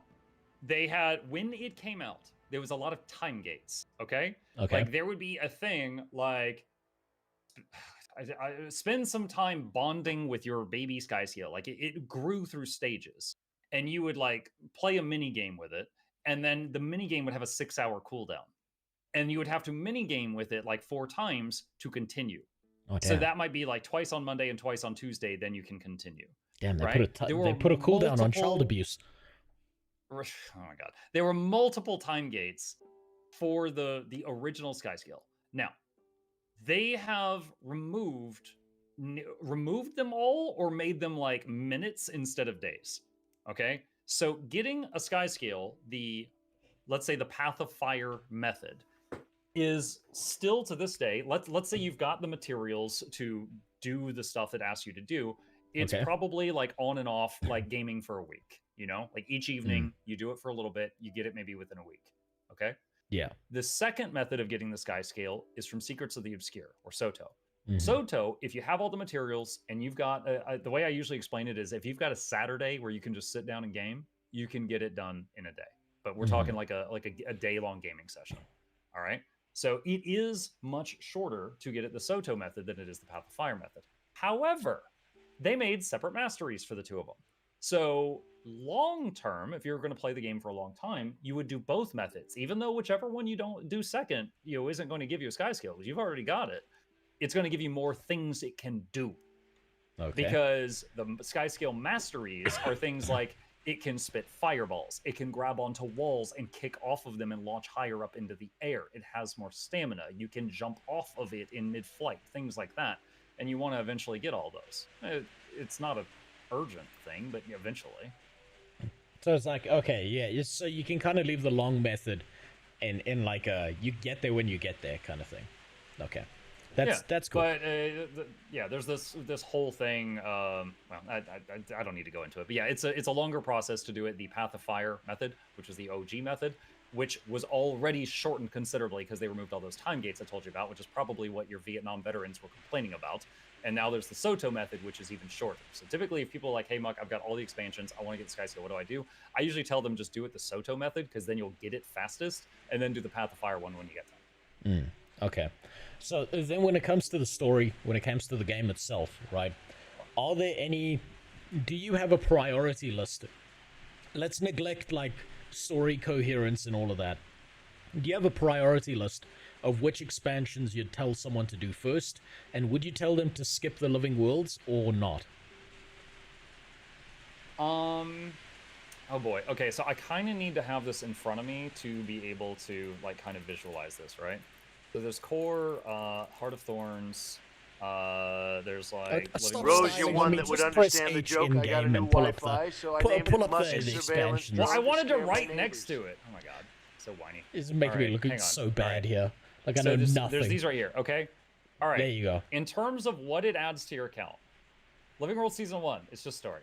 Living World Season 2, it's story, and there's also, I think, an Ascended backpack you can get if you do a thing there, and a converter, which is an item that will eat bloodstone dust once a day and poop out a bag of random items. So it's a good way of getting rid of bloodstone dust if you find your account flooded with it. Heart of Thorns gives you gliding. Now, many expansions after Hot give gliding also, but it gives you gliding, which is great. And then also access to new elite specializations like the Scrapper, which I love. Living World Season 3 does add new maps to the game. I think the biggest amazing thing in Living World Season 3 is there's a merchant that sells Ascended rings, amulets, and rebreathers. And getting access to that merchant is quite nice because you can just get that stuff on future characters of yours quite easily. Path of Fire is the first expansion to add mounts, which means if you have Path of Fire, it will give you access to most of the mounts in the game, with a few exceptions, and also more elite specs, more ways to play the game, Scourge, Firebrand, etc. Living World Season 4 is required for that same sky scale. To make the sky scale, because Living World Season 4 was an addition to the Path of Fire story. These are very closely interwoven. So you need both Path of Fire and Season 4 to do the OG sky scale method. Also, I will tell you, in terms of story, Path of Fire and Living World Season 4 is my favorite part of the entire game. Okay, so those two are mandatory for you. You heard about Joko, and then you felt kind of, you're like, that was it when you met him. Joko is basically one of the main characters of Living World Season 4. And there's a whole bunch of other stuff going on there. And like Path of Fire has Balthazar. Living World Season 4 has two antagonists, which is Joko, the Lich King, and also Kraukatoric, which is one of the Elder Dragons. And my favorite part of the game is right there. Icebird Saga had... that's when they added strike missions, which are possibly my favorite game mode in the game at this time. Strike missions are 10-man, and it's just go in, kill boss, get out. It's like a raid with no trash mobs. You just go in, kill the thing, get out. So like if you join a group and you might just do like 7 strikes in a row. They give big loot one time each day. So you could join a group, just do all the strikes, and then leave the group, or just do some of them, whatever. End of Dragons had more elite specs again.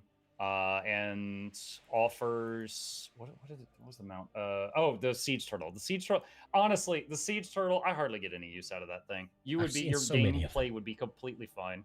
It's a passenger mount, which if you're trying to help a low-level friend to get to some area, it's great. Otherwise, it's whatever. That's me. Also, they added fishing and skiffs, which is the boat. And the boat is just a slower version of the skimmer mount. However, the boat, you can have like 5 people on it, and they can all be fishing. So if you like to do fishing parties, it's awesome. If you don't, and you're like me, it's never used. Soto had the second way of getting the sky scale. Also, Soto, despite the fact that I told you I hated some of the Soto maps, I love what they added to the game in Soto. They added Weapon Master Specialization, which allows you to use your different elite specs weapons on the other elite specs. So like Druid gives Ranger a staff. If I have Weapon Master training, I can use that Druid staff while I'm playing a Soul Beast or an Untamed. And it opens up new build options that didn't exist before. Additionally, Soto had expanded weapon proficiencies, which is simply every class got another set of weapons. So Ranger, again, got maces.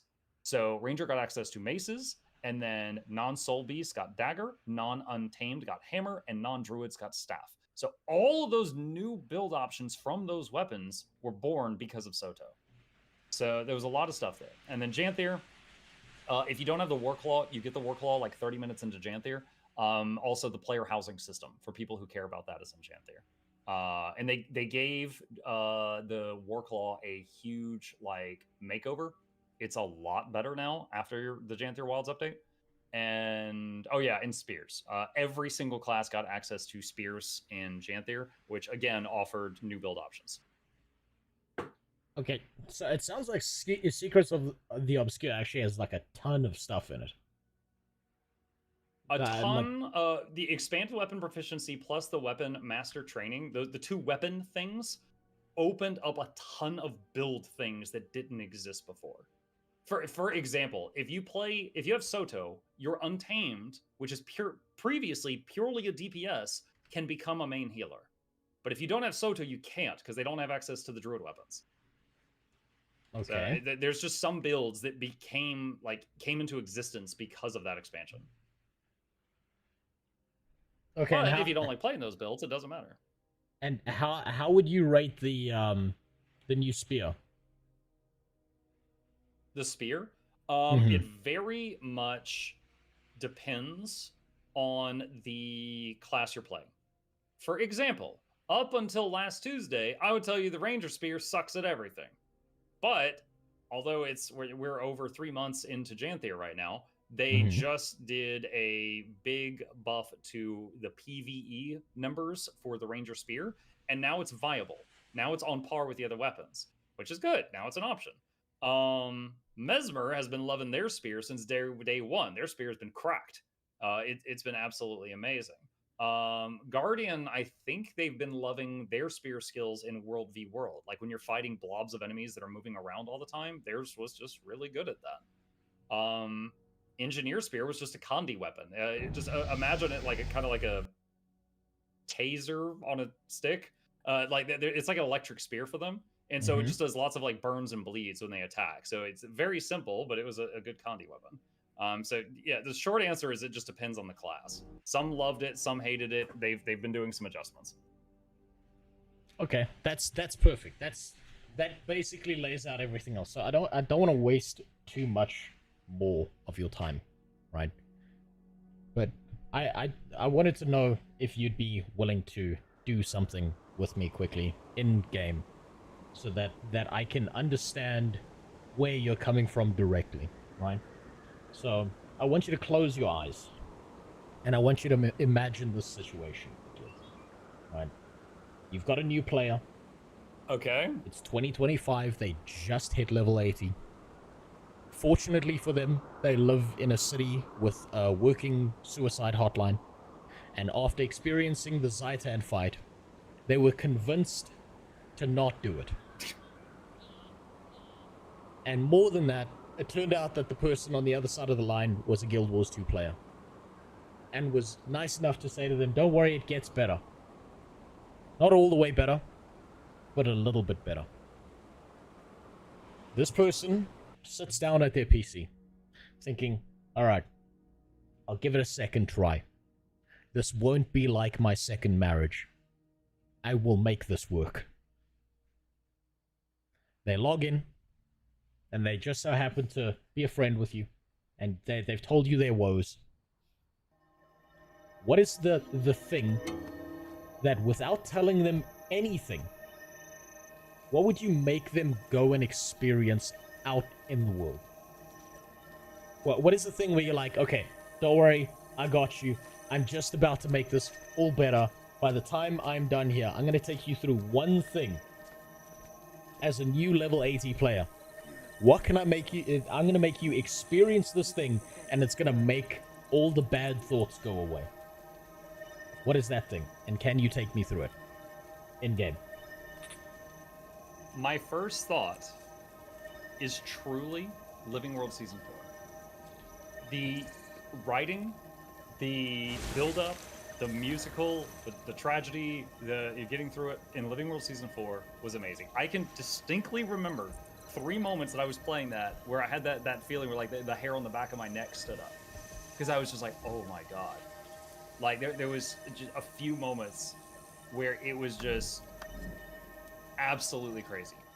Okay. And if you want, I could tell you about them. But if you want to experience it for yourself, you know, I won't. I'm more thinking like a singular piece of instanced content, right? Like one singular piece of content. Oh, fuck. Damn it. Hold on. Hello? Is this working? Are you still there, Rose? Yeah. Hello? No, don't tell me it broke. What did he do? His stream is still up. It broke. No, Hang on don't a tell me second. it broke. He says Oh, it no. broke one. Test. Okay. Let's see if that works now. Can you hear me? I hear you. Okay, Yeah. fantastic. Just say something. I want to see that the stream can hear you. Blah, blah, blah, blah. Okay, fantastic. They can hear you. Okay. So, if you were to take someone through a singular piece of instanced content, right? Something that they're like, wow, okay, this game has something to it that I'm going to keep playing. What would that be? And could you take me there now? Instance content. I mean, this... Okay. I have invited you to a group. Well, I mean, when I think instance content, I think group stuff, like 5-man, 10-man, 50-man. You want me to take you somewhere like just us? Anything, if it involves other people, instance content, anything at all. Like, nothing's off the table. Like, a singular piece of, like, there's a beginning, a middle, and an end. It's not the story. It's not something that takes a week. It's something that'll take, like, 20 to 30 minutes. Maybe it's a fractal, for instance. Maybe it's a raid. I don't know. Okay. I got a few things coming to my mind right now. Okay. All right. I could take you to some pretty cool stuff to just show you, but we couldn't kill the bosses, just to be like, look at this, isn't it neat? That is perfectly fine. That works out perfectly. Also, because I could grab 48 people from chat, and I could take you to some stuff that requires 50 people, but it's super easy and has some pretty epic moments. Either or. Because the way I'm looking at this is I'm trying to think of like a brand new player, and they just want to see the light at the end of the tunnel. Okay. So whether that's just visual... no, I'm not going to Chalice of Tears. No, not Chalice of Tears, not Chalice of Tears. All right. Can I show you one thing? Thoughts, not more. Can I show you one thing that would take just like a minute and then take you to another thing after? That's perfectly fine. I'm just thinking about this from like how a new player would want to see like, okay, damn, there's something here. I see you're on a character named Embed McMuckistan. Yeah, my community decided on that name. You'll love my pet's name. Does Mr. Embed have access to Lion's Arch yet? I believe I'm given the waypoints. Am I not? Or do I have that wrong? Otherwise, I mean, I'm by Divinity's Reach, so I mean... Yeah, move your map up and to the right a little bit. It's to the right of Divinity's Reach. If you zoom out a little bit and then move to the right, there's my blue dot. Damn, I don't think I do. Might be light green for you. Down. Oh my gosh. There it is. No, I don't. But there should be a portal in Thingy, shouldn't there? Right there. In Divinity's Reach. That's Lion's Arch. Yeah. Okay, do you want to just swap to your character that has the waypoints? Okay. I'll just switch. Damn. Okay. I know you really wanted me to meet Mr. Embed. Yes. I thought you'd enjoy my pet's name. It's Nike, son of Muckluck.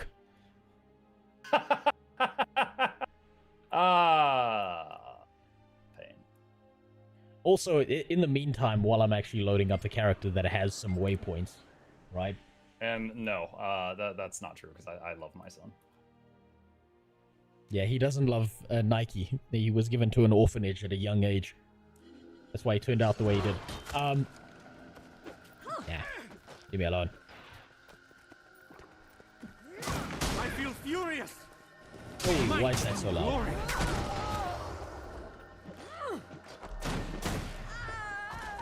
Alright, that's better. Okay. Okay. We are in a party, apparently. Let me just turn your audio up because I can't hear anything you're saying for some reason.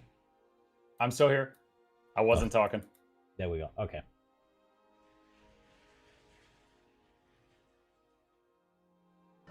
Can we see Rose's cam? No, he turned his camera off a while ago when he broke his audio. Yeah, but I broke everything. It's fine. It's fine. We can still hear you. Lion's Archer. I always get confused with this map. Everything's just a varied shade of brown. There's me. All right, so just pick a waypoint in Lion's Arch. Yeah, just go there. All right, so you do not have... all right, so I was in a place called the Aerodrome, which you apparently... Oh, your camera just came back up. You apparently don't have the Aerodrome waypoint. So once you appear, run toward me. If you look on your mini-map, I'm just west of you. Yes, okay. Okay, so run toward me.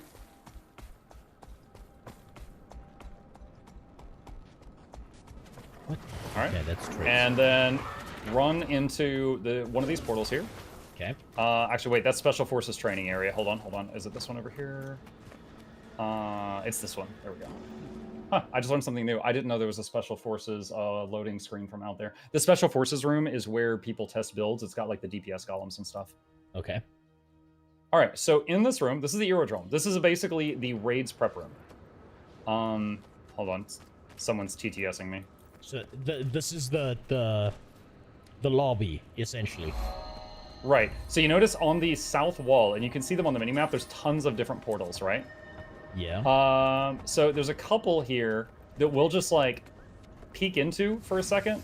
Is this the Hall of Chains? That's the... Yes, that is. All right, so you said just to show you some cool stuff, right? So I just made a squad. Can you join the squad? Okay. You have a thing? Okay, so we're just gonna run into... Why is this not working? Hold on a second. That's a very neat UI for a squad. There we go. Okay, walk into the portal now, or you should get you might possibly get a pop-up. All right. Click on Hall of Chains. Okay. Glad to see you made it. I'm also pleased we won't be coming back here when we die. You need to load in. All right. Agreed. Welcome to Hell. Alchemy must be more impressive This is the underworld, dirt hole. and this is where you fight some bosses. And the final boss of this is called Doom. And the Satan of Guild Wars 2 was actually a guy named Grenth. Doom usurped him and stole his job, and is barely hanging on to control of it because it's not really something he should be doing. And this is the beginning of the raid wing, and at the end of it, you fight Doom, one of the toughest bosses in the game. And this is just the first fight. That thing in the middle named the Soulless Horror is actually the body of a lady who is helping you try to get through this. Her spirit was ejected from her body, and you have to kill her old mortal form, and it is just going psycho with necromantic power. Damn, okay. The second boss here, if cool you look into the distance behind all those mobs, there's what looks like almost a road going up into the sky. Can you see that? Yeah, I see that. Yeah. That is the River of Souls. Kind of like the River Styx, but Guild Wars 2's version of it. Okay. Then second fight is battling up that while waves of spirits are coming down it. And so you're having... And also, this place hurts because you're alive. So while you're fighting up the River of Souls, you have to be able to, like, stick with your healers and stuff because you're just getting hammered by spirits as you go up it. The third fight is actually many different mini-bosses called the Statues of Grenth. And one of them is about eyes, one of them is about gluttony, and one of them is about ice, and they each have like a different aspect. And you have to go around and take them all down, and they each have their own rules. Like the eye can only be hurt if there's light in its eye. And people are actually, like, some people are assigned to picking up lights and throwing them at the eyeball while others are doing damage. And if anybody doesn't do their job, it goes invulnerable again, and it tries to run away. The gluttony thing will pick people up and straight up try to eat them. And it will, like, eject people's souls from their body and try to, like, inhale the souls like an evil Pac-Man. The final boss, of course, is Doom. Big Daddy Doom. Big Daddy D, some people call him. Wait, isn't Doom the one who would murder you in Guild Wars 1? Correct. Occasionally, game masters would summon a graphic of Doom to come out of the ground and reap hackers with a scythe and kill them, and it would ban their account. And his scythe... If I can, oh wow, like 3 people joined our squad. I meant to set it to private. Just to show you something here. Now, as you probably already know, all like weapon staves that are legendary in the game have the same stats, right? Yeah. But you can get some very neat skins only by doing certain activities. That item I just linked in chat, if you'll click on where it says Oblivion, and then put it in the dressing room on your character. Okay, That's Doom's awesome. Scythe. Hit the checkbox for wielded and look at it in your hand and look at the green on the top of it. That's Okay, awesome. How do I zoom out? In that little window, I'm not sure if you can, but you can click like weapon only. Okay. The other checkbox is at the bottom. That's awesome. So if you see someone with this, they basically fought Satan and won. Nice. Like, there's no other way to get this. Okay? So, like, that is a prestige item. Now, stat-wise, it's just a staff. But it shows off, like, hey, look what I did. That's awesome. This is definitely a weapon I would want if I didn't know who my real dad was. Ha! Near the minimap, click on Leave Instance. It's the thing right above your minimap, near the bottom right. Yeah, I see that. I'm going to show you another one that I think is really cool. And I'm going to wait for you to zone out here. Oh, gosh. Too many people joined the game. Okay, there you are. All right. Are you already aware of the Mystic Forge that's in most of the towns? I've heard about it. I've heard people yell at me about it. I have completely ignored it because I've been like, how would a new player deal with this, and then just run for the story. Fine. Okay, know this. It is a crafting station. Lore-wise, there's a djinn that lives in there. Okay. So it's not that you throw things in and then they get blacksmithed together into something. It's you're making a trade. It's, Jin, I offer you this, please give me that. Okay? Okay. But it's essentially a crafting station. Now, what happens to all of the millions of items we've thrown in there? That is the next question. You should get a pop-up asking you if you want to enter the Mythrite Gambit. I love the loading screens. I just love the way they look. Hey, what the... Okay, am I gonna die? Is this how I die? Oh, awesome. You are now inside the Mystic Forge. Look around. That's so cool. Okay. This is exactly what I was talking about. This is all... Lore-wise, this is all the shit we've been throwing in for 10 years. And you can look up and see more coming down. This is a garbage pile. Garbage to the djinn, but not to us. And the first boss in here, you know what? Let's go forward a bit. We're just going to trigger him to spawn. Do they have to talk? We might have to wait for them to finish talking. I'm not sure if we can get him to spawn right now. Hang on a sec. Did Muck just curse? Yeah, this guy's a bad influence. Let's see. Okay. I'm trying to just... I'll do shields. We are not fighting the thing. Shut up. Okay, wait. I'm just... This guy with the bandages, I'm assuming he's the djinn. The burn victim here. The big floaty guy with 4 arms is the djinn. Okay. Yeah. So, in a moment, the enemy of this place that doesn't like us is going to merge a ton of that stuff together and is going to make a creature called the Conjured Amalgamate. You've heard of fire elementals and water elementals and lava elementals. Yeah. How about a treasure elemental? This is one of those classic bosses that has basically multiple hit point bars.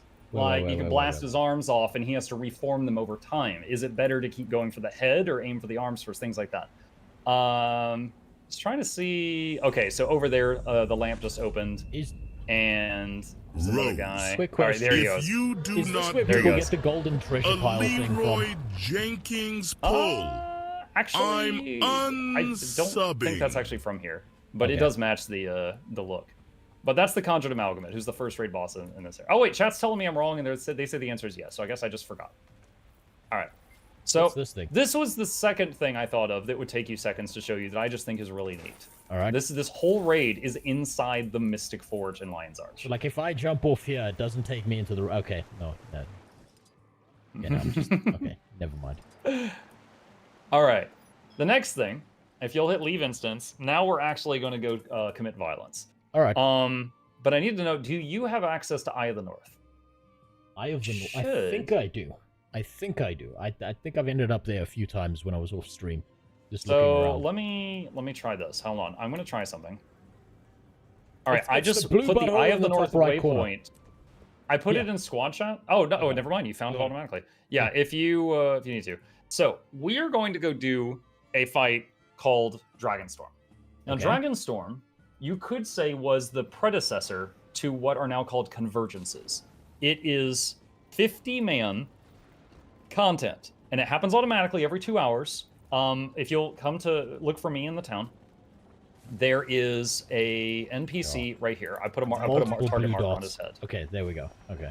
So this guy every 2 hours will be like, "Hey, who wants to join the battle?" And you can just talk to him and say me, and he teleports you there. However, if you're in a group that has enough people, you can do that at any time. So really quickly here, I am putting a squad join command in all of our chats. And if anybody wants to join, just copy paste that squad join into your game. We are on the EU servers. So what I'm going to do right now is I'm going to talk to Breck. I'm going to say, take me to the battlefield for a private Dragonstorm. And if you haven't already, I would say definitely make sure that your game volume is hearable. And you can hear like dialogue and everything. Yeah, I kind of tune audio. I've got the same thing as you when it comes to that, where it's like, I don't know what they were thinking with the original audio balance, but sometimes I feel like I'm having a stroke. I smell toast. I can't keep up. All right, so I'm going to talk you through this.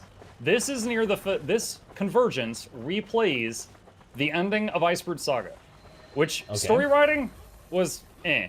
However, it became a really fun, repeatable activity. Step 1.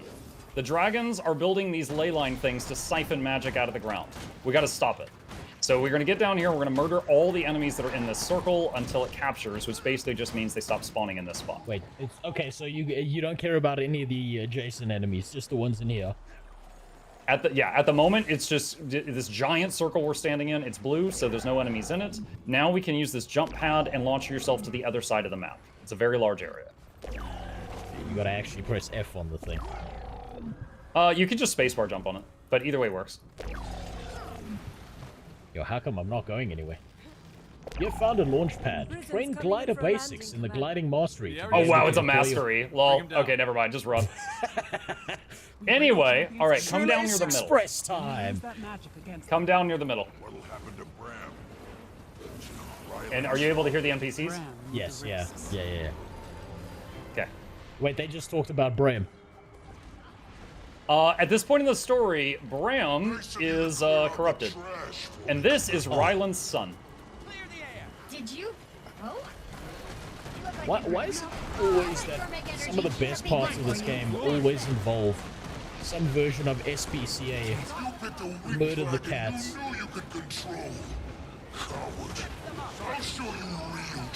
Ow. Wow, I'm bad at this. Jormag has not yet joined him, champion. In the meantime, while we fight this guy, do you have any personal advice on what characters, or at least what classes, are the best to play if you're always consistently going to be on the highest end of latency?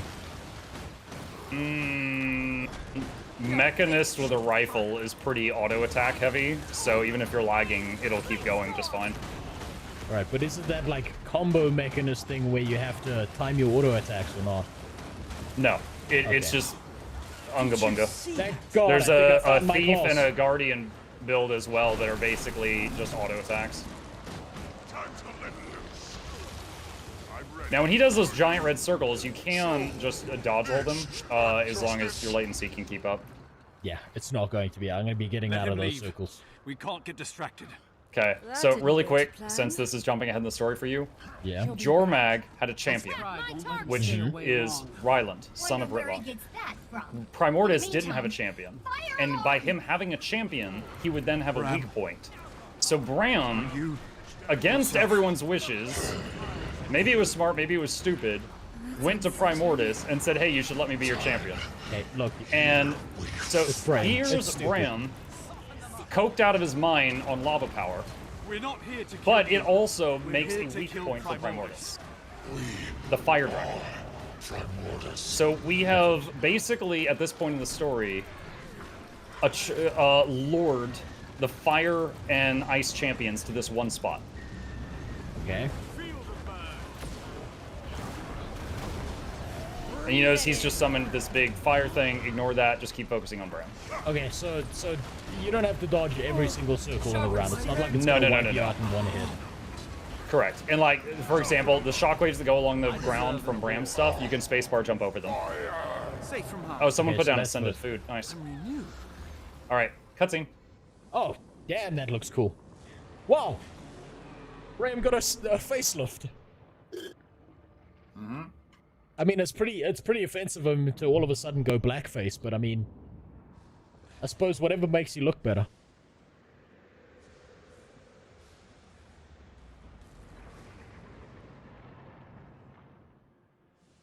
Okay, that's cool. That was really cool. Right. So, this is a three-way battle. Ice hates fire, fire hates ice, they both hate us. Alright, look on your minimap. Yeah. They've rebuilt lay siphons. They're pulling magic out of the ground again. We gotta destroy them.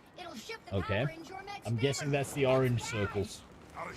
So just go there and break whatever you find until it says complete.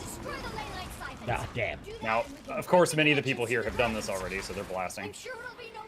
Yeah, no, that's Okay. unsurprising. Now, the two of them are killing each other. We need to interrupt them. Use any crowd control you've got. If you've got a turtle or a warclaw, they've got, spammable CC. Okay, they just blasted apart. So now everybody splits up. So run to one of them and start committing violence. Alright, I'm gonna go ice. Don't let up. We gotta bring both champions down. Now, you see their hit point bars at the top right? We have to have them both die around the same time. Oh damn. Okay, so you've got to time it. I've been through a WoW raid that's kind of like this. I think it was in Nax Ramus. Same time. One is not enough. We've got to bring I remember that. The polarity guys, I think. Yes, that's them. Yeah, the whole thing in the story is the only thing that can kill Jormag is Primordius, and vice versa. Now, Primordius is stupid. He's just like he's just instinct. He's easy to trick and lure around, but Jormag was the deceiver, the whisperer. Jormag was like, I'm not stupid. I'm not getting anywhere near Primordius. So they had to do a whole bunch of crap to lure them together without Jormag picking up on it. All right, so we caused this situation in the first place. Sorry, what was that?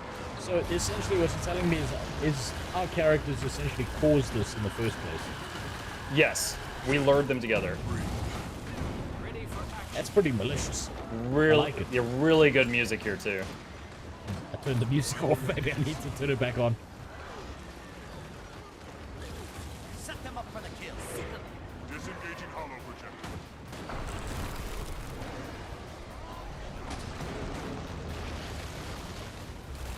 Oh damn. Okay, so we're lacking on Ryland. I suppose it's just because everyone loves beating up Bram.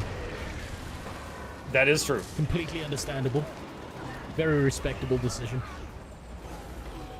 Okay, so we got them both low. Use the prisms now. The champions are hanging on to dragons by a And thread. now, I don't know if you're going to be able to do this right. There's a circle you stand in near where everybody's running to. And it throws you at the dragons, and then you'll get a special action key that unleashes a bunch of energy right in their face. But I don't have gliding, so I can try it. Try it anyway. Here like an idiot. Try it anyway. Let's see what happens. No, not the jump pad. The big white spins. circle right next to you. Oh, the big white okay. circle. Sorry, I don't see color like that.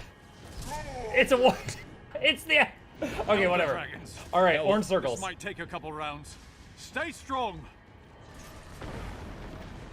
Definitely messed that up. That's fine. That's how we learn. Did he boop? No, he kept jumping on the jump pad, but it's okay. This is how we learn. It's fine.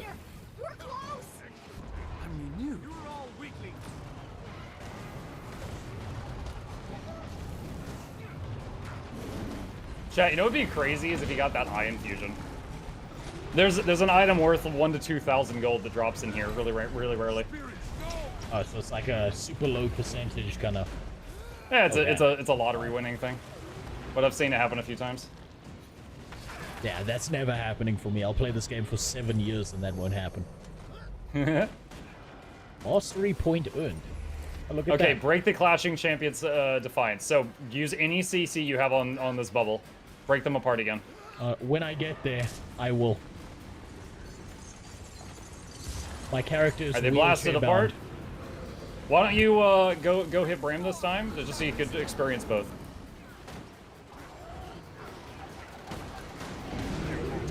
My pain is easy. Are you still supposed to use CC on them? Yes. Safe from harm. Yeah, Bram and Ryland, if they have a CC bar, it basically means stop them from doing a big attack. Alright, that makes perfect sense. Music picking up again. Ooh, I can hear it. Oh man, there's no way with my latency I'm gonna be able to dodge most of this stuff.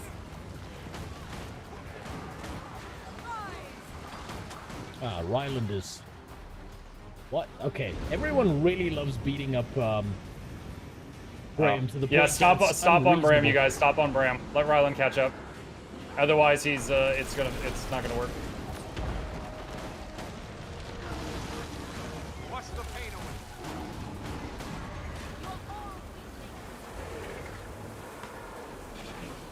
All right. I feel it, Okay. champion. Time to boop him in the nose connection's again. weak. So run to one of the things and look for the white circle on the ground, not the jump pad. Okay, white circle. Yeah. Just So put up my there where racist everyone goggles else. on, I'll find it. Oh, there it is. Oh my God. Oh, let me do it. And then I hit the N button. I was Special. right. Hit the special action key. That was awesome. Yep, and then basically we just do that to both of them, because there's 43 of us. But we just blast both of them a whole bunch of times, do damage. This is genuinely And then we're almost done. Stay focused. One last So the push. two champions smash into each other one more For all time. of us. This is the last one. And we interrupt them a final time. Might and glory. And then that's basically like the Champion, CC help train me. where you just do There's as much as you too can. much. This power. Alright, so It's so Orion's screaming wild. for help. So Get look to the up. prisms. I'm coming. Hold on, Oreen. Okay, Kamehameha waves, Just- yeah? Yeah.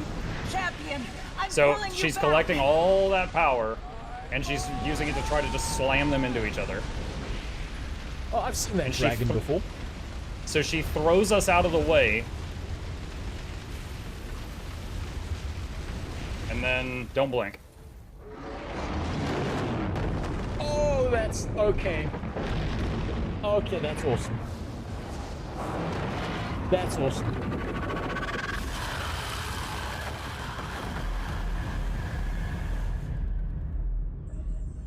Man, that's awesome. I can't believe they got the dragons to dock like that. I used to, every time that would happen, because they're twins, I would play Sweet Home Alabama for a few seconds. And I got DMCA'd and I had to stop. You rarely fair. see one of those. That was Dragonstorm. And if you look at the ground, it's now a mess of like charred ground and ice down there. You can walk up to the cliff and like look down it. Okay, and then this is the interlaced incest fingers, or what is this ball here? Oh, it's a giant treasure chest. If you don't have auto loot, you should pick that up. But Yeah, I it's think I basically do. just the loot for the run. All right. But every time you do this, you get, if you look in your bag, you've got 6 memories of Oreen, which are, like, they sell, let's see, if I sell them all right now, they're worth 3 gold. Hold on, I'm gonna look at your stream to see what they look like. Actually, wait, is it a... Oh, shoot, it might, I don't know, it might require you to get a mastery from Iceberg Saga first. But Fine, you I still got got one some point loot bags. doing this. It's fine. Yeah. Yeah. But, yeah, so that was the finale of Iceberg Saga, which is called Dragonstorm. That was awesome. And Dragonstorm is content that, like, you know, as a streamer, I could just grab people from chat and do it anytime we feel like. It does scale, so you can come in here with 10 people, and just 5 people beat up Ryland and 5 beat up Bram, or you can do 50 people and split it, you know, in however many you have, just split it down the middle. As long as you got 10 plus, you're fine. But you could do this once a day for big rewards. It's pretty epic. Soundtrack is awesome, which is why this is one of the things that I thought that you might like. Story-wise, this was actually the low of Iceberg Saga. Iceberg just a Saga, low? yeah, Iceberg Saga was all about how we couldn't trick Jormag. Jormag was the deceiver, the whisperer. She would get in people's heads. And then somehow we got Jormag here to just come, you know, hey, here's the one thing that can kill you, give it a kiss.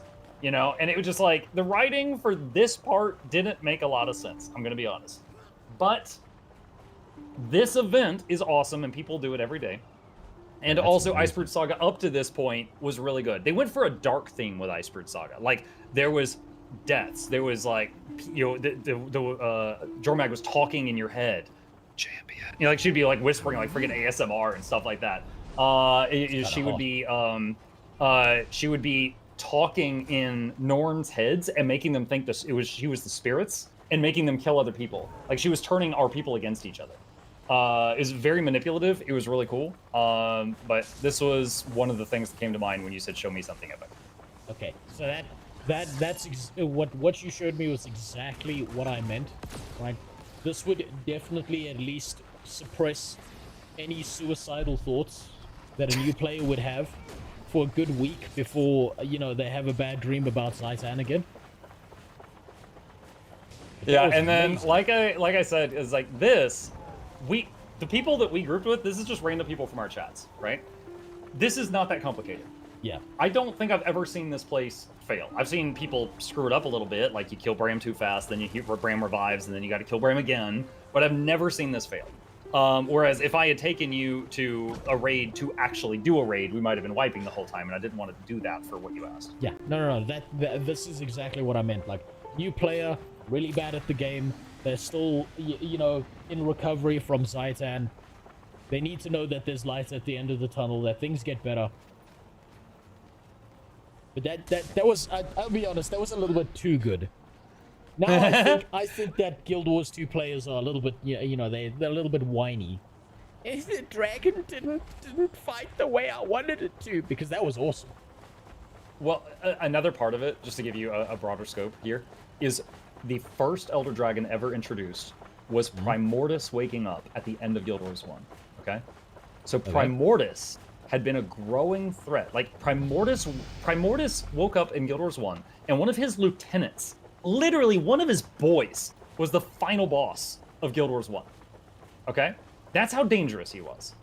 And then, him waking up made all the Asura and other races flee the underground. Jormag waking up made the Norns flee the north, okay? Yeah. So he was a growing threat for over 10 real-life years. Then all of a sudden, now granted, this is a fun fight, but all of a sudden, this comes out and we're like, Primordus, Jormag, now kiss. And they're both dead. And everyone's like, what? Like, there's 10 years of buildup, and then just this patch dropped off out of nowhere. There was a running theory, because again, no one expected End of Dragons. There was a running theory that Icebird Saga was chugging along, and then the company, ArenaNet, was basically told, like, you guys have been greenlit for End of Dragons. Yeah. We need 95% of your developers to work on EOD. You know, have Bill and Ted in the back with some Red Bulls just wrap up Icebird Saga for us. And they came out with this. And it just abruptly ended IBS. And then Primordus, who had been getting built up for like 10 years, just suddenly died. And we're like, oh, okay. I've noticed that the Guild Wars 2 dev team really has a problem with like loose ends and trying to like tie off stories. Yeah. So basically, like the more into the Guild Wars 1 and 2 story you were, the angrier you got from this. But if you were just like, whoa, big dragon, yeah, then it was cool, you know? Oh, damn. Am I really number 5 on the DPS meter? Or is that just something else that I'm looking at? Anyone who's zoned out are removed from the list, so. Oh, okay. I'm going to pretend that that's where I always was. Yes. Ask him to show you Bone Skinner. That was cool. All right. Okay, that was perfect. At this point, you can come over here to this chopper, click on the rope dangling from it, and you can click on save a seat for me, and it'll take you back to where we started. Okay. I suppose that all transport is Asuran short buses everywhere, so that makes sense. Actually, I think that is a Char steampunk helicopter. Is it? The Asura stuff is all like hover pads and magical golems. Oh, that's true. I'm pretty sure anything with exhaust pipes is Char. That's true. Oh, that makes... Oh, man, that's such good environmental storytelling. Because the Asura are too short to reach between the rungs on a ladder. Of course. Muck you. That's beautiful. Okay. Well, thank you very much for your time. I don't want to waste too much of it. That was beautiful. Aside from the first hour. Yeah, aside from me having a stroke trying to just get an audio thing to work. That sucked. Oh, I'm glad you enjoyed it. You really put me on the spot. I know that you did it on purpose, but not giving me the questions ahead of time definitely put me on the spot. Yeah, so I'm like, oh my god, I gotta save him from Guild Wars suicide in freaking 30 minutes. But that's the point. Is I wanted some real answers. I wanted some like off the top of the head things. Because if you prepare for it, I know you. You've got a million guides. You're just gonna go back through there and find all the bullet points. Hey, ChatGPT, just summarize all the absolute best points I've ever made. No, I wanted this off the top of your head today. Maybe you'll change your opinion next week. Maybe you'll wake up in the middle of the night tomorrow and you'll be like, damn, I should have said that. But that's the point, right? Well, I'm glad it worked out. I'm glad that you enjoyed the thing that came to me off the top of my head. But yeah, that was beautiful. Thank you. Thank you very much. That would definitely save a new Guild Wars 2 player from suicide after experiencing Zaitan at least 8 times like I did. I'm trying to think, like, the other Elder Dragons. The Heart of Thorns, you already know it's Mordramoth. Mordramoth, the Nature Dragon, is a really interesting one because the meta of the final map is killing his body. But there's a moment in the meta where he suddenly thrashes around and does something really stupid. And most players are like, why did he do that? That makes no sense at all. And it took a lot of people a while to realize there's a part in the story. Again, I was describing the meta. In the story, there's a part where you attack his mind. And the general player consensus is the part of the story where the commander attacks Mordramoth's mind is supposed to happen at the same time as a raid of nameless people are outside doing the meta and they're attacking the body. So when you get to that point, that is supposed to be that. Kraukatoric has a really epic end. I'd say they did a great job with that one. That's the dragon in Living World Season 4. The purple one, right? His element is just magic. He literally tries to eat heaven and hell. I showed you the underworld earlier. He tries to eat it, along with other planes of existence. He's a hungry boy. Yeah, he's huge. And then Primordus and Jormag is fire and ice. You just saw them. Who's the other one? Oh, Suwon, which is the water one, she's in End of Dragons. Her ending was pretty awesome. Because her ending, because the whole thing, if you don't already know this, is when an aspect dies, its power is divided among the others. And that's really important. So, like, Zaitan can make zombies. Hold on. Say that again. When a dragon dies, its power is split among the other dragons. Okay, so basically killing one of them does nothing. It just makes the others stronger. That is such a good lore reason as to why each successive expand... Okay, that's beautiful. Right, and one of your future villains will tell you what an absolute dumbass you are, and he will say, I'm trying to save the world from you. That's in Living World Season 4. However, that's awesome. Zaitan, Zaitan was zombie apocalypse, right?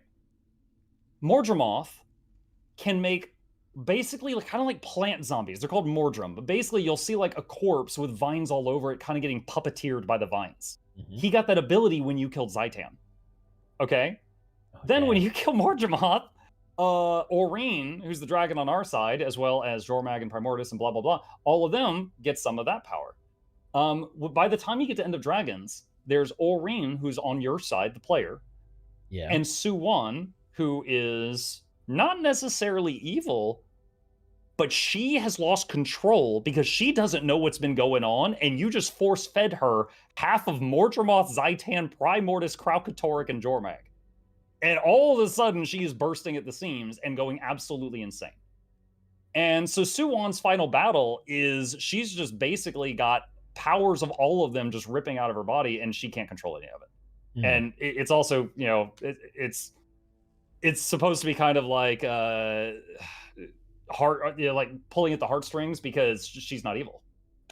Oh, but you still got to kill her. She got to go. Yeah.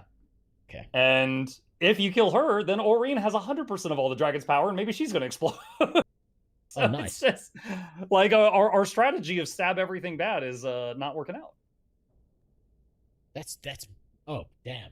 So wait, what would happen? Is there like a lore explanation of what would happen if all the dragons are killed?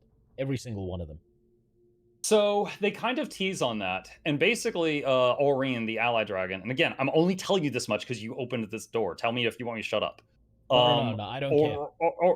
Aurene basically says, like, okay, I need to concentrate to basically not be a magical nuke so much, I got to get away from y'all. I can't even have people talking to me right now. Okay. And she basically dips out after End of Dragons. She goes into a cave somewhere and is just like sticking to herself and is just like kind of, I don't know, hibernating and just processing magic. But basically, like a large chunk of all of the life magic, death magic, fire magic, ice magic, blah, blah, blah, blah in the world is now funneling through just Aurene, and she's trying to just contain. Yeah. So we know that if she loses control, it's going to be a big boom. We don't know if that's going to just remove all magic from the world or what. But she, honestly, I think it was a pretty good storytelling device at that point in time because she was becoming a, shoot, I'm having a brain dump. What is that phrase for a character who can solve any problem? A Mary Sue, I think. Yeah, so she was becoming that.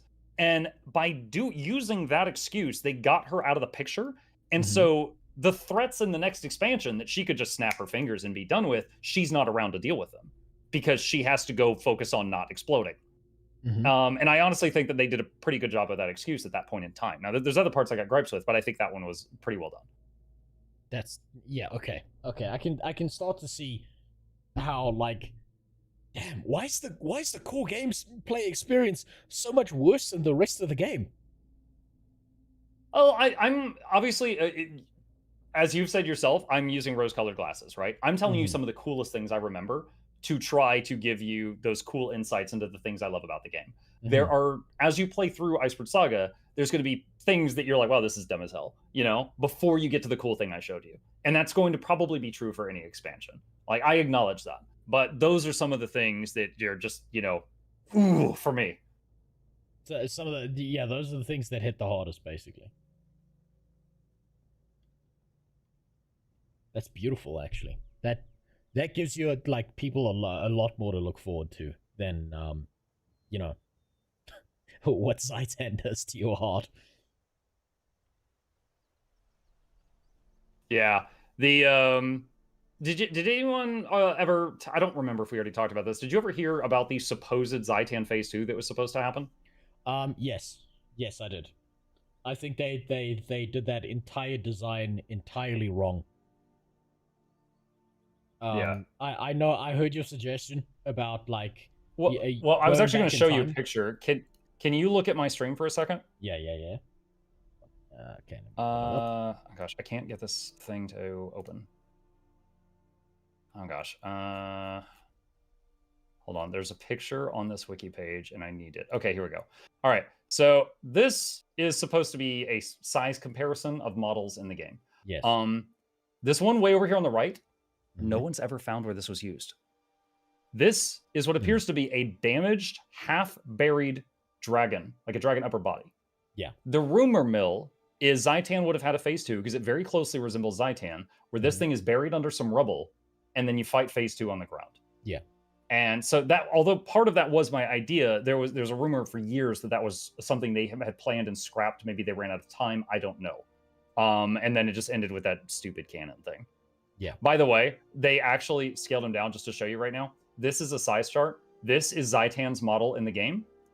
Okay. This big thing is Kralkatorrik. Okay, hold on. Do you see this big thing over here? This big thing over here on the left? Yes. This is Primordus's head seen from above. That's his jaw. Oh, damn. When they first introduced him in Living World, I want to say season 3, chat, correct me if I'm wrong. You find him sleeping underground in like a volcano. Jeez. Like he's in the lava and his head is sticking up above the lava, kind of like a shark fin. And it's like the size of an island, basically. Again, Zaitan's entire body would fit there like 3 or 4 times. How is Zaitan an Elder Dragon? He was too big for Dragonstorm, so they nerfed the size of his head for Dragonstorm because it didn't fit the thing that I just took you to. Damn. He's almost as big as most Americans. Almost. Oh, man. Like how? I'm sorry, but how is Zaitan an elder dragon then? Like he's like a mosquito. I don't know. I guess it's not Man, so... how big your dragon is. It's how you use it. Man, oh, poor Zaitan. Now I feel even worse. He had a super awesome design, like the build up near the end of how much of a danger he was so good, and then the fight sucked. And now I have to find out that Zaitan's also suffering from like a severe case of midgetitis. This is terrible. Oh my god. Also, this big nope rope looking thing just to the right of Zaitan, that is Mordremoth's body. He kind of is like the like a Chinese dragon, you know, like the long ropey ones. I thought that was another part of him. Nope, no, that's a different image. No, but this one, it's really cool. They have when you fight him in the meta in Heart of Thorns, he's like wrapping around islands and crushing them and stuff like that. Like the land has actually changed while you're fighting him. Okay, so basically he's I should have registered this, but Jormag Jormungandr, so he's like the world serpent kind of thing. Well, Jormag is the ice one. We just fought Jormag. Yeah, Jormag. Sorry, Jormag's the ice one. Mordremoth does resemble the idea of Jormungandr. Yes. Okay. Yes. Okay. So Jungle Schlong. Okay. That makes sense. But when you fight him in his mind, it's completely different. He has a bunch of crazy forms when you fight him in his head because it's just whatever he imagines. Yeah, that's always the worst. It's trying to convince an artist to do something, so that makes sense why he'd fight back so hard. Damn. Okay.